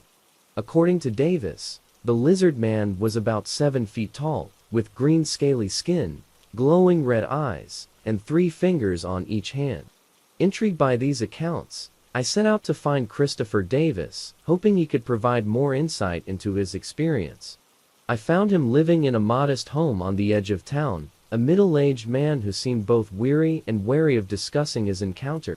"It's something I try not to think about," Davis admitted, as we sat on his porch. "But it's hard to forget. That thing, it wasn't human. It came out of nowhere, and it was fast. If I hadn't gotten back in my car when I did, I don't know what would have happened." Davis' account was chilling, but I needed more evidence. I spent the next few days interviewing other witnesses and exploring Scape or Swamp, hoping to catch a glimpse of the elusive creature. The swamp was a dense, labyrinthine maze of cypress trees, murky water, and thick underbrush. It was easy to see how something or someone could hide there. One evening, I met with a local hunter named Hank, who claimed to have seen the lizard man while out on a late-night hunt. Hank was a no-nonsense type, with a deep drawl and a rugged demeanor. "I was tracking a deer," he said, his eyes narrowing as he spoke, "and I saw something move in the water. At first, I thought it was a gator, but then it stood up on 2 legs. It had this lizard-like skin, and its eyes glowed red. I've never seen anything like it." Armed with Hank's directions, I ventured deeper into the swamp, determined to find some evidence of the creature's existence. As night fell, the swamp took on an even more sinister feel. The sounds of frogs and insects filled the air, and the occasional splash of something moving in the water kept me on edge. I set up my camera on a tripod, aiming it toward a clearing where Hank had seen the lizard man. I sat in the darkness, waiting, my heart pounding with a mix of fear and excitement. Hours passed, and I began to wonder if I was wasting my time. Then, I heard a low, guttural growl, coming from the shadows. I turned on my flashlight, the beam cutting through the darkness. There, just beyond the edge of the light, I saw it. The lizard man. It was exactly as describable, with green, scaly skin, and glowing red eyes. It stood on 2 legs, its body rippling with muscle. For a moment, we stared at each other, both frozen in place. Then, with a speed that took my breath away, the creature lunged at me. I stumbled backward, my flashlight falling to the ground. In the chaos, I managed to grab my camera and snap a few photos. Before the lizard man retreated into the swamp, disappearing as quickly as it had appeared. Shaken, I gathered my equipment and hurried back to my motel. My hands trembled as I reviewed the photos. Most were blurry, but one clearly showed the creature's silhouette, its glowing eyes piercing through the darkness. I couldn't believe Itai had captured proof of the legendary lizard man. The next day, I shared my findings with the locals, including Mrs. Jenkins and Hank. Reactions were mixed. Some were skeptical, others were excited. But the photos spoke for themselves, and soon word spread throughout Bishopville. The legend of the lizard man was alive and well, and my encounter had reignited interest in the creature. I spent the rest of my time in Bishopville documenting my findings and speaking with more witnesses. Each story added another layer to the legend, painting a picture of a creature that had haunted the swamps for generations. Some believed it was a cryptid, others thought it was a supernatural being, and a few even speculated it was an undiscovered species of reptile. As I prepared to leave Bishopville, I couldn't shake the feeling that there was more to the story. The lizard man of Scape or Swamp was not just a legend, it was a living, breathing entity that defied explanation. My encounter had left me with more questions than answers, but one thing was certain. The lizard man was real, and it was out there, lurking in the shadows. Back in my office, I compiled my notes, interviews, and photos into a comprehensive report. The story of the lizard man captured the imagination of my readers, sparking debates and discussions about the nature of cryptids and the unknown. Some dismissed it as a hoax, while others believed it was proof that the world still held mysteries waiting to be uncovered. For me, the experience was a reminder of why I became a journalist in the first place. The thrill of the hunt, the quest for the truth, and the discovery of the unexplained drive me forward. The lizard man of Scape or Swamp was a testament to the enduring power of folklore and the human desire to explore the unknown. As I continue my work, I carry with me the memory of that night in the swamp, the glowing eyes of the lizard man, and the sense of awe and terror that comes with facing the unexplained.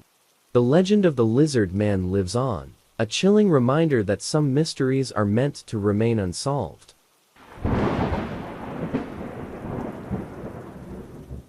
My name is Jane, and I have always been fascinated by the world's mysteries. As a wildlife biologist with a passion for cryptozoology, I've traveled to remote corners of the globe in search of creatures that exist at the edge of our understanding.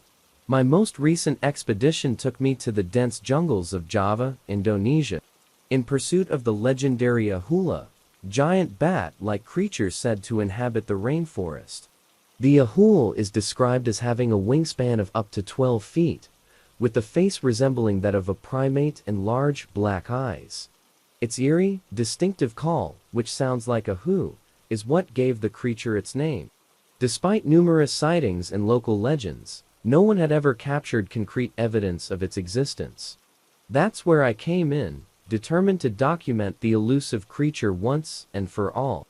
In the summer of 2023, I embarked on my journey, accompanied by my trusted guide, Arif, who was well versed in the folklore and terrain of the Javanese jungle.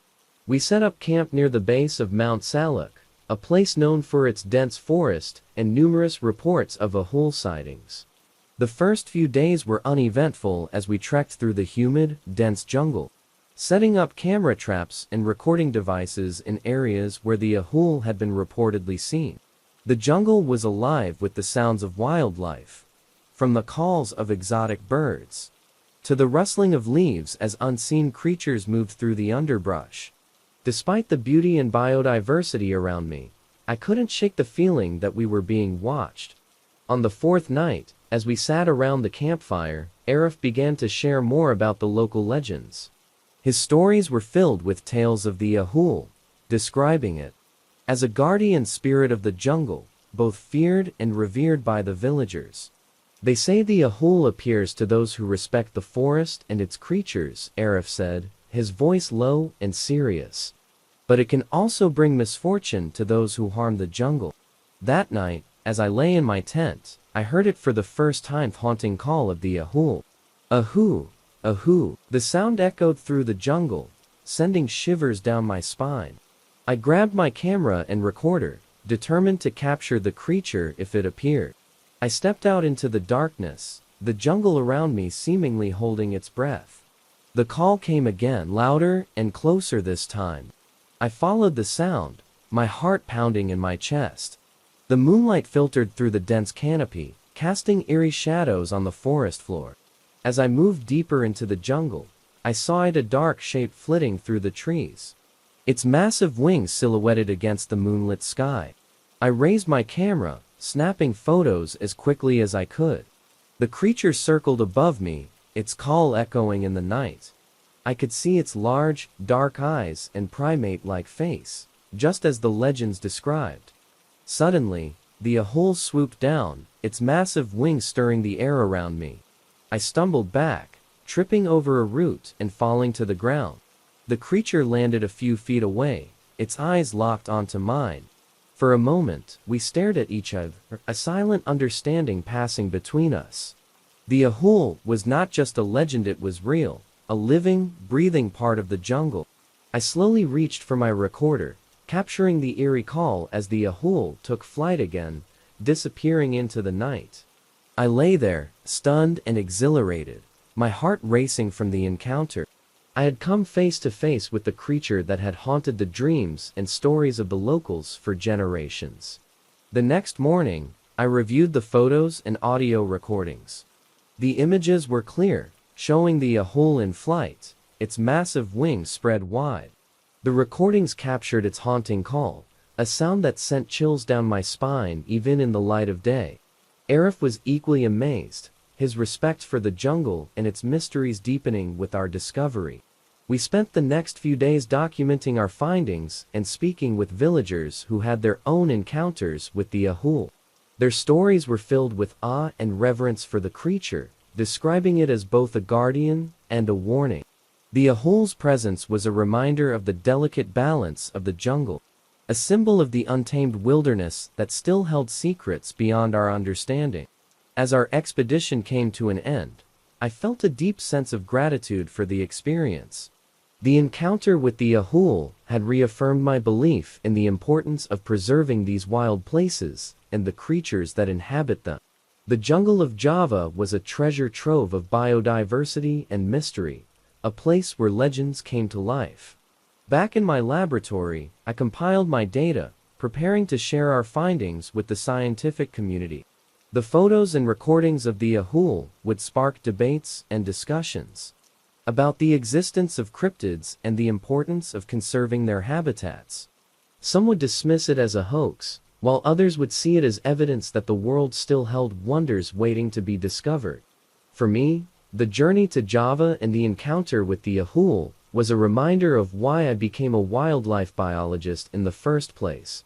The thrill of discovery, the quest for knowledge, and the awe of the natural world drove me forward. The Ahul was more than just a cryptid, it was a symbol of the wild, untamed beauty of the jungle and the mysteries that lay within. As I continue my work, I carry with me the memory of that night in the Javanese jungle, the haunting call of the Ahul, and the sense of wonder that comes with uncovering the unknown. The legend of the Ahul lives on, testament to the enduring power of folklore and the human desire to explore the uncharted corners of our world.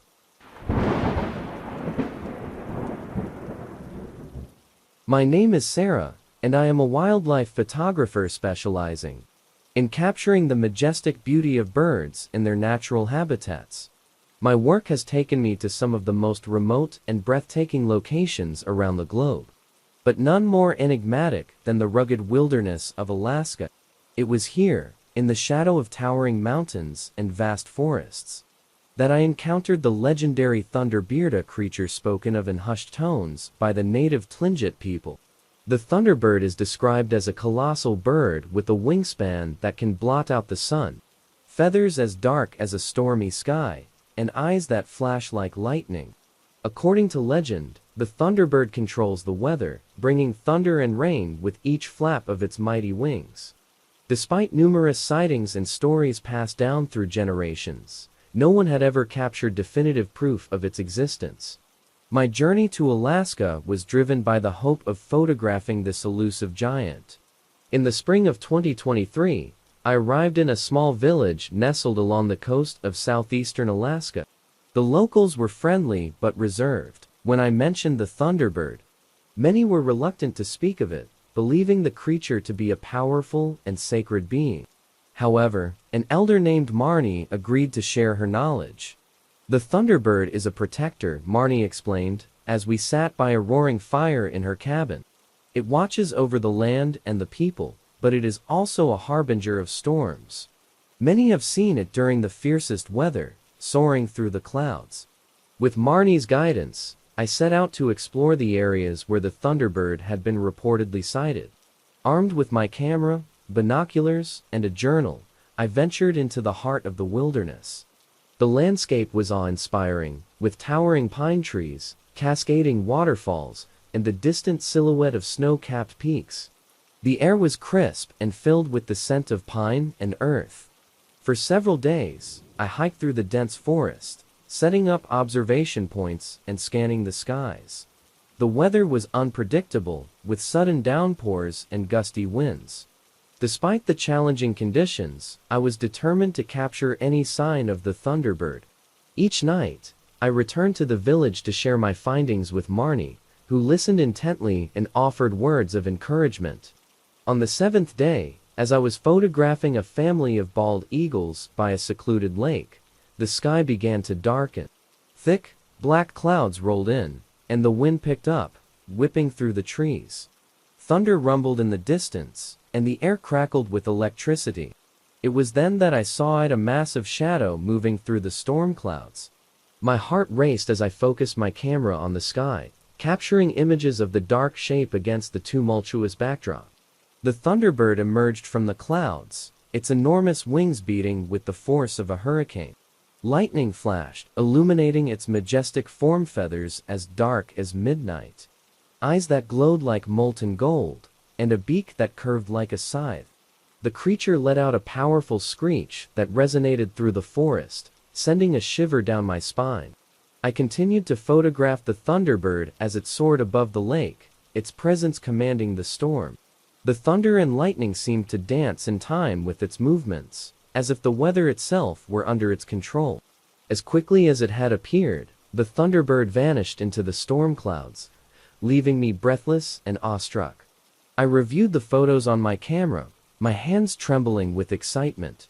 The images were clear, and unmistakably had captured proof of the legendary thunderbird. I hurried back to the village, eager to share my discovery with Marnie and the others.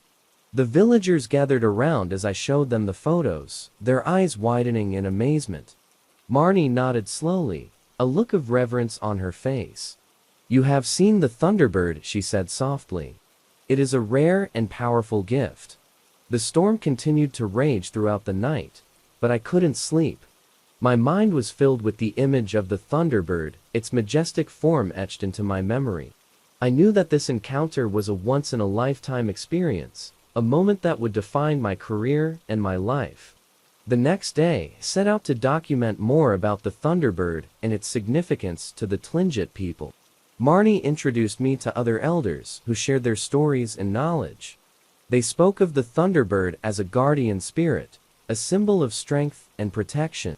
Its appearances were seen as both a warning and a blessing, a reminder of the power of nature and the need to respect it. As my time in Alaska drew to a close, I felt a deep sense of gratitude for the experience. The encounter with the thunderbird had reaffirmed my belief in the interconnectedness of all living things and the mysteries that still await us in the natural world. The photos I had taken would not only contribute to the scientific community, but also honor the rich cultural heritage of the Tlingit people. Back in my studio, I compiled my notes, interviews, and photos into a comprehensive report. The story of the thunderbird captivated audiences, sparking Debates and discussions about the existence of cryptids and the importance of preserving indigenous knowledge. Some dismissed it as a myth, while others saw it as evidence of the wonders that still lie hidden in our world. For me, the journey to Alaska and the encounter with the Thunderbird was a reminder of why I became a wildlife photographer in the first place. The thrill of discovery, the quest for knowledge, and the awe of the natural world drive me forward. The Thunderbird was more than just a legend, it was a testament to the enduring power of nature and the stories that connect us to it. As I continue my work, I carry with me the memory of that stormy night, the sight of the Thunderbird soaring through the clouds, and the sense of wonder that comes with uncovering the unknown. The legend of the Thunderbird lives on, a symbol of the untamed beauty of the wilderness and the mysteries that await those who seek them.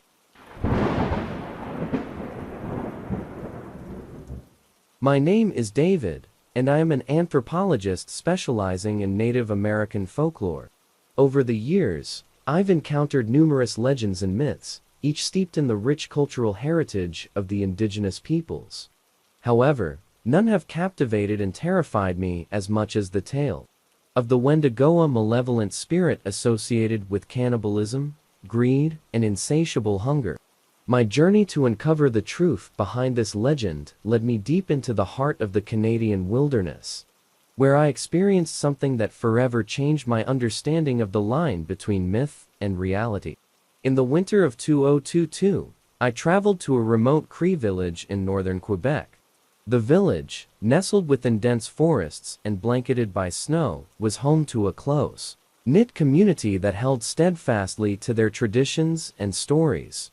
The Wendigo was a topic seldom spoken of, but its presence was palpably a shadow that loomed over the village, especially during the long, harsh winters. My host, a Cree elder named Robert, was initially reluctant to discuss the Wendigo. However, after gaining his trust through respectful conversations and showing genuine interest in their culture, he agreed to share what he knew. The Wendigo is not just a story, Robert said one evening as we sat by the fire in his cabin. It is a warning, a manifestation of our deepest fears. It is said to be a spirit of the north, a creature born from the cold and the hunger of winter. When a person succumbs to greed or desperation, the Wendigo can possess them, turning them into a monster that craves human flesh. The legend was chilling, but it wasn't until Robert took me to meet an old woman named Anouk that I began to grasp the true horror of the Wendigo. Anouk had lived in the village her entire life and claimed to have encountered the Wendigo many years ago. Her eyes, clouded with age, seemed to pierce through me as she recounted her tale. It was a winter much like this one, Anouk began, her voice trembling. A group of hunters went missing in the forest. They were experienced men, but the snowstorm was relentless. Days passed, and when they didn't return, a search party was sent out. They found only one man, barely alive, muttering about a creature with eyes like fire and a heart of ice. Anouk paused, her gaze distant. He spoke of a monstrous being, tall and emaciated, with skin stretched tight over its bones. It had an insatiable hunger for human flesh. The man was brought back to the village, but he was never the same. He became violent, consumed by a madness that none of us could understand. We had no choice but to banish him. The story sent shivers down my spine, but it wasn't enough to deter me. I was determined to find concrete evidence of the Wendigo, to understand its origins and the truth behind the legend. With Robert's help, I gathered supplies and ventured into the forest, following the path described by Anouk. The forest was eerily silent, the only sound being the crunch of snow under my boots. The cold was biting, and the trees loomed like dark sentinels, their branches heavy with snow. I set up camp near a frozen lake, where the hunters had been last seen. As night fell, I built a fire and waited, my senses on high alert. Hours passed, and the temperature dropped further. Just as I was about to give up and retreat to my tent, I heard a faint, inhuman wail, carried by the wind. My heart pounded as I grabbed my flashlight and camera, scanning the darkness for any sign of movement. The wail grew louder, more desperate, and I could feel an unnatural chill in the air. Then, I saw it. A figure emerged from the shadows, tall and gaunt, its skin stretched tight over its skeletal frame. Its eyes glowed with a malevolent light, and its breath came out in visible puffs of steam. The creature's gaze locked onto mine, and I felt a wave of primal fear wash over me. I raised my camera, snapping photos as quickly as I could. The Wendigo let out a bone-chilling screech and began to move toward me, its movements unnaturally fast and fluid. I stumbled back, my mind racing with a mix of terror and disbelief. This was no mere legend, this was a living nightmare. Just as the Wendigo was about to reach me, I heard a gunshot. The creature recoiled, letting out a guttural growl before retreating into the forest. I turned to see Robert, rifle in hand, his face pale and resolute. "Run," he shouted, and I didn't need to be told twice. We fled back to the village, the howls of the Wendigo echoing behind us. Back in the safety of Robert's cabin, reviewed the photos. They were grainy and blurred, but the outline of the creature was unmistakable. I had captured proof of the Wendigo, but at a cost. The encounter had shaken me to my core, and I couldn't shake the feeling that the creature was still out there, watching, waiting. Robert explained that the Wendigo was not just a physical entity, but a manifestation of the darkness that can reside within human hearts. Greed, desperation, and a loss of humanity could give rise to the Wendigo spirit, turning a person into a monster. It was a stark reminder of the fragile line between civilization and savagery. I left the village with a newfound respect for the legends and the people who told them. The Wendigo was more than just a myth, it was a warning, a lesson about the dangers of succumbing to our darkest impulses. As I returned to my work, I felt a deep sense of responsibility to share this story, to honor the truth behind the legend. Back in my office, I compiled my findings into a comprehensive report. The photos and accounts of the Wendigo sparked intense interest and debate. Some dismissed it as a fabrication, while others saw it as a glimpse into the darker aspects of human nature. For me, it was a reminder of the power of stories and the enduring mysteries of our world. The encounter with the Wendigo had changed me. It had shown me that the line between myth and reality is often blurred, that the stories we tell carry truths deeper than we can imagine. As I continue my work, I carry with me the memory of that cold winter night, the haunting wail of the Wendigo, and the lesson that some legends are born from the very heart of humanity's darkest fears.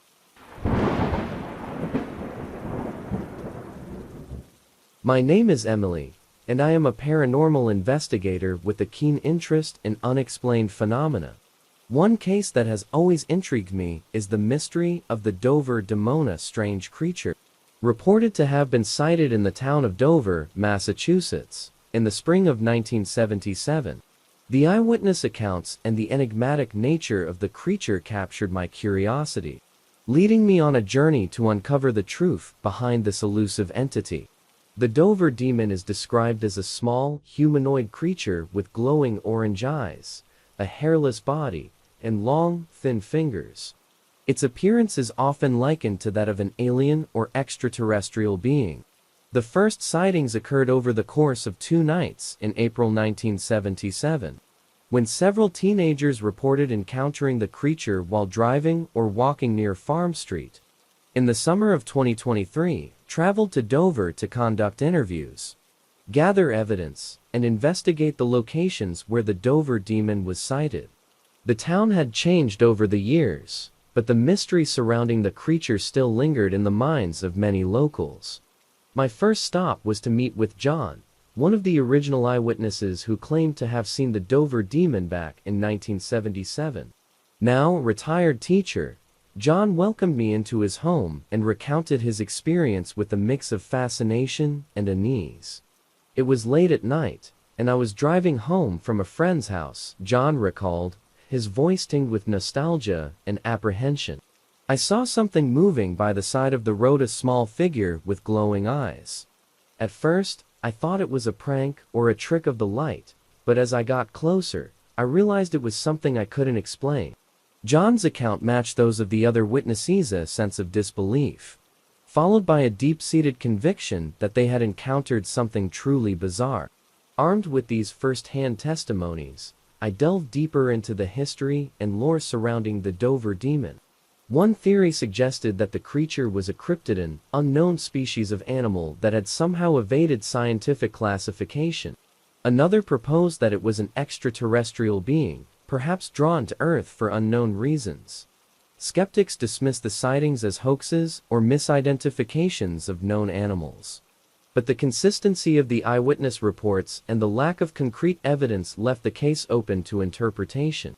As I explored the areas where the Dover demon was sighted, I couldn't shake the feeling of being watched.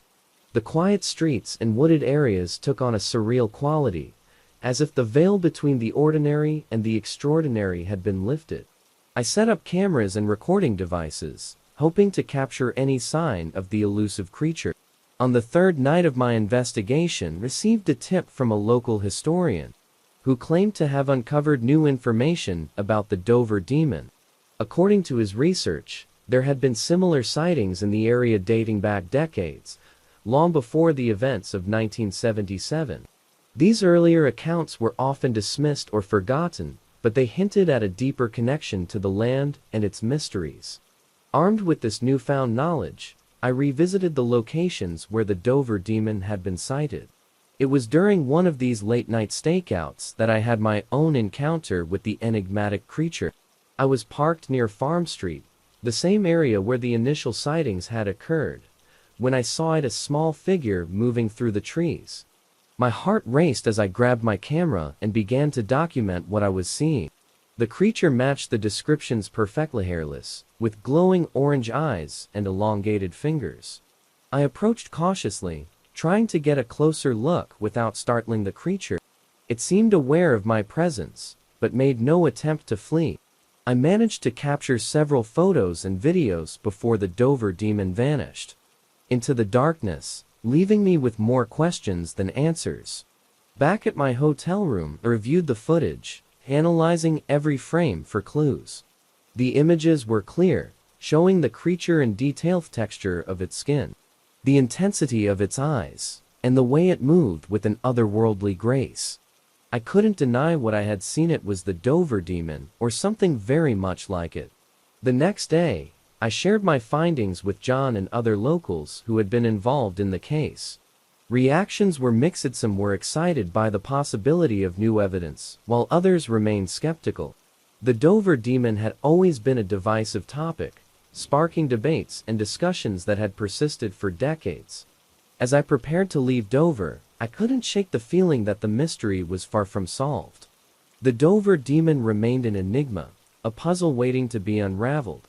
My encounter had only deepened my fascination with the unknown, reaffirming my belief that there are still secrets in this world that defy explanation. Back in my office, I compiled my findings into a detailed report, complete with photos, videos, and eyewitness testimonies. The story of the Dover demon continued to captivate audiences, sparking renewed interest in the case and prompting new investigations. Some saw it as proof of the existence of cryptids or extraterrestrial beings, while others viewed it as a cautionary tale about the power of perception and belief. For me, the journey to Dover and the encounter with the Dover demon had been a transformative experience. It had challenged my assumptions, expanded my understanding of the paranormal, and reignited my passion for uncovering the truth behind the unexplained. The legend of the Dover demon would always hold a special place in my heart, a reminder that sometimes the most extraordinary things can be found in the most unexpected places.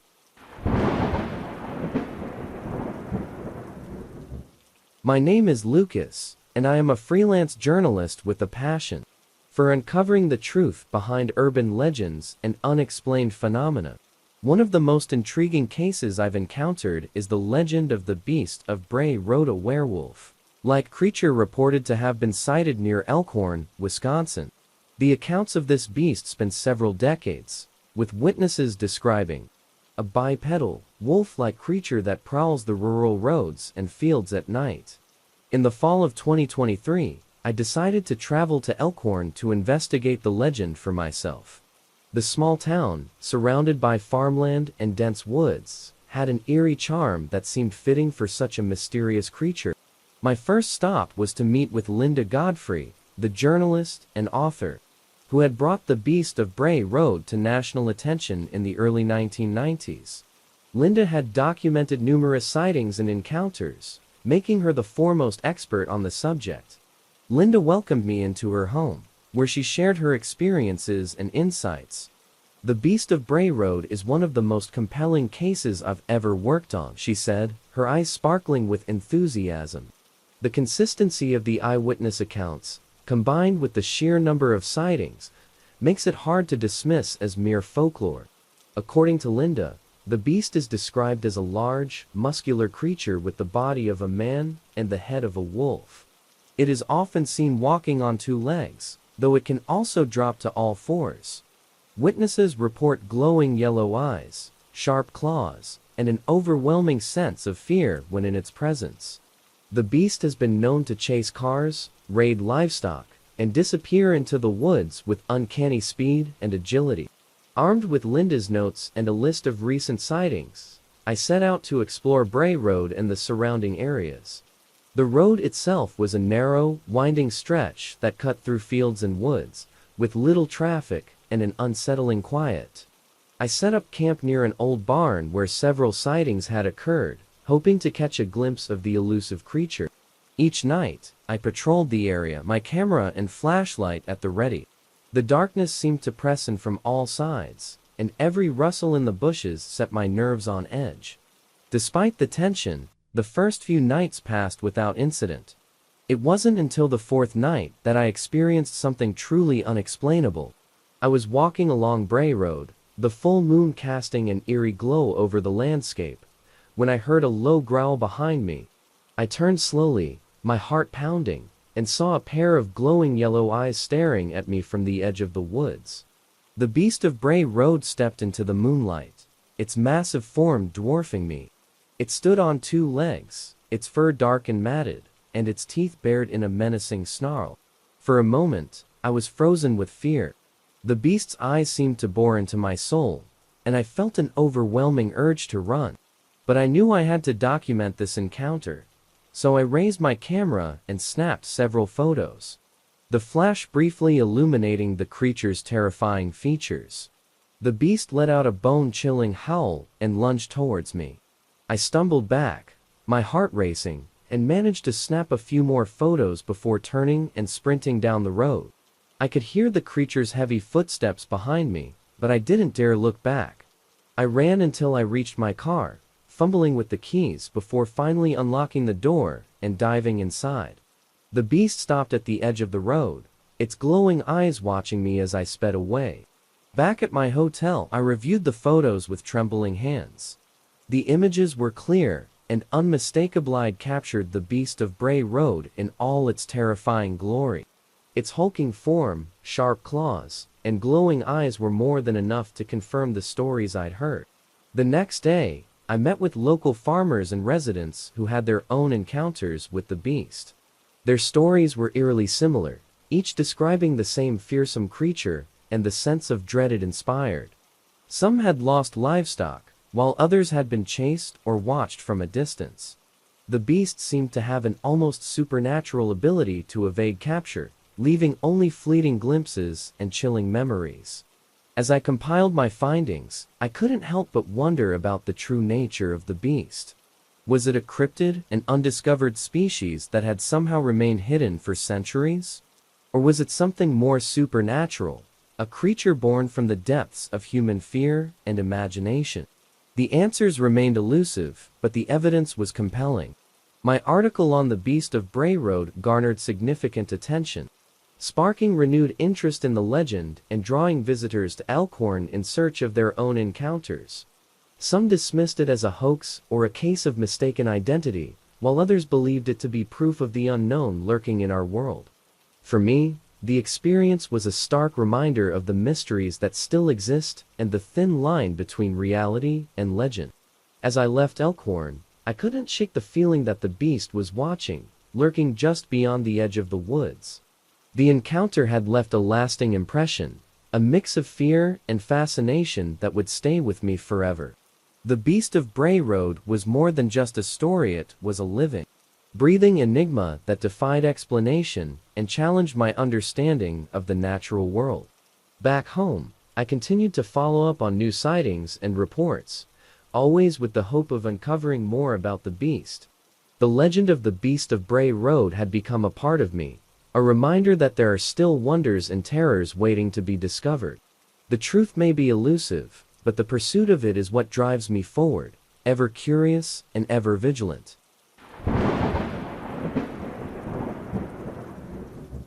My name is Maria, and I grew up in a small village in Puerto Rico. From a young age, I heard stories about the chupacabra creature said to attack livestock, draining them of their blood and leaving a trail of fear and mystery in its wake. The legend of the chupacabra was deeply ingrained in our community, a tale told to keep children from wandering too far into the night. But for me, it became a lifelong obsession to uncover the truth behind this terrifying myth. In the summer of 2022, after years of studying folklore and cryptozoology, I decided to return to Puerto Rico to investigate the chupacabra. Reports of livestock deaths had surged recently, reigniting fears and rumors of the creature's return. Equipped with cameras, recording devices, and a determination to find answers, I traveled to the heart of the island where the sightings were most frequent. My journey began in the town of Canavanas, a place notorious for chupacabra encounters. I met with local farmers and residents who had first-hand experiences with the creature. One such person was Manuel, an elderly farmer who had lived in the area his entire life. He recounted a chilling encounter that had occurred only weeks before my arrival.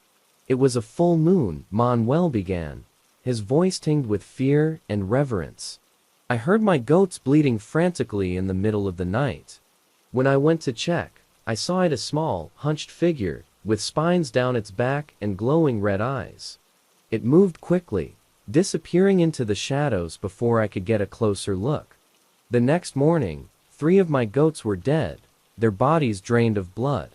Manuel's story matched the descriptions I had read. A booth chupacabra was often depicted as a reptilian creature, about the size of a small dog, with sharp teeth and spines along its back. The consistency of these accounts, combined with the physical evidence of dead livestock, suggested that there was more to the legend than mere superstition. Determined to capture evidence of the chupacabra, I set up surveillance equipment around Manuel's farm. Night after night, I waited, hoping to catch a glimpse of the elusive creature. The nights were filled with the sounds of the country crickets chirping, the rustle of leaves, and occasionally, the distant bleat of goats. But the chupacabra remained elusive, a phantom that evaded my cameras and my patience. It wasn't until my 3rd week in Canavanas that I had my first real encounter. I was reviewing footage in my tent when I heard a commotion outside. Grabbing my flashlight and camera, I rushed out to find several goats huddled together, their eyes wide with terror.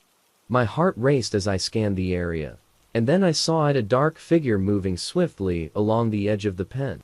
Reviewing the footage, I felt a mix of excitement and dread. The images were clear, showing the creature's reptilian features and spin back. This was the evidence I had been searching for, proof that the chupacabra was not just a myth, but a living, breathing entity. But with this discovery came a deeper fear. What if the chupacabra was more dangerous than we had imagined? The next day, I shared my findings with Manuel and other villagers. Reactions were mixed. Some were relieved to have confirmation of the creature's existence, while others were frightened by the implications. The chupacabra was no longer a story to scare children, but a real threat that needed to be understood and addressed. Determined to learn more, I expanded my investigation to neighboring towns, each with its own tales of the chupacabra. I met with biologists, cryptozoologists, and even local shamans, piecing together a comprehensive picture of the creature's behavior and origins. Some believed the chupacabra was a result of genetic experiments gone wrong. while others thought it was an alien species stranded on Earth. The truth, however, remained elusive. One particularly compelling theory came from Dr. Elena Martinez, a biologist who had studied the chupacabra for years. According to Dr. Martinez, the creature might be a hybrid species, a cross between a reptile and a mammal, with unique adaptations that allowed it to thrive in the dense forests and mountainous regions of Puerto Rico. She speculated that the chupacabra's diet of blood was a result of these adaptations, allowing it to extract maximum nutrients from its prey. Armed with this information, returned to Canavanas with renewed determination. My goal was to capture the chupacabra and study it in a controlled environment, to uncover the truth behind its biology and behavior. With Manuel's help, I set up a series of traps around the farm, baited with fresh meat and equipped with motion sensors and cameras. I followed cautiously, trying to stay silent. The creature was small, no larger than a dog, but its movements were quick and fluid. I raised my camera, capturing several photos before the chupacabra turned to face me. Its eyes glowed red in the light of my flashlight, and I felt a chill run down my spine. The creature let out a low growl, then darted into the underbrush, disappearing from sight. For several nights, we waited, tension building with each passing hour. Finally, on a moonless night, our patience paid off. The motion sensors triggered, and we rushed to the site to find a small, reptilian creature caught in one of the traps. The chupacabra thrashed and hissed, its red eyes glowing with anger and fear. Carefully, we transported it to a secure enclosure, where Dr. Martinez could begin her examination. The study of the chupacabra yielded fascinating results. Dr. Martinez confirmed that it was indeed a hybrid species, with characteristics of both reptiles and mammals. Its blood-drinking behavior was linked to specialized fangs and a unique digestive system that allowed it to process blood efficiently. The creature's resilience and adaptability explained its ability to evade capture for so long. As word of our discovery spread, scientists and media from around the world descended on Puerto Rico. The chupacabra became a subject of intense study and debate, its existence challenging our understanding of biology and the natural world. While some hailed it as a breakthrough in cryptozoology, others raised ethical concerns about the treatment and study of such a rare and enigmatic creature. For me, the investigation was a culmination of years of curiosity and dedication. The chupacabra was no longer a terrifying legend, but a real, living being that deserved respect and understanding. My journey to uncover the truth had brought me closer to my roots and the stories that had shaped my childhood. It had also shown me that the world is full of mysteries waiting to be explored, and that the line between myth and reality is often more blurred than we realize. As I prepared to leave Puerto Rico, I reflected on the impact of the chupacabra on the community and the world. The creature had become a symbol of the unknown, a reminder that there are still wonders and terrors hidden in the shadows. My work had only just begun, and I knew that there were many more stories to uncover and truths to reveal. The chupacabra had opened my eyes to the possibilities, and I was ready to embrace the journey ahead.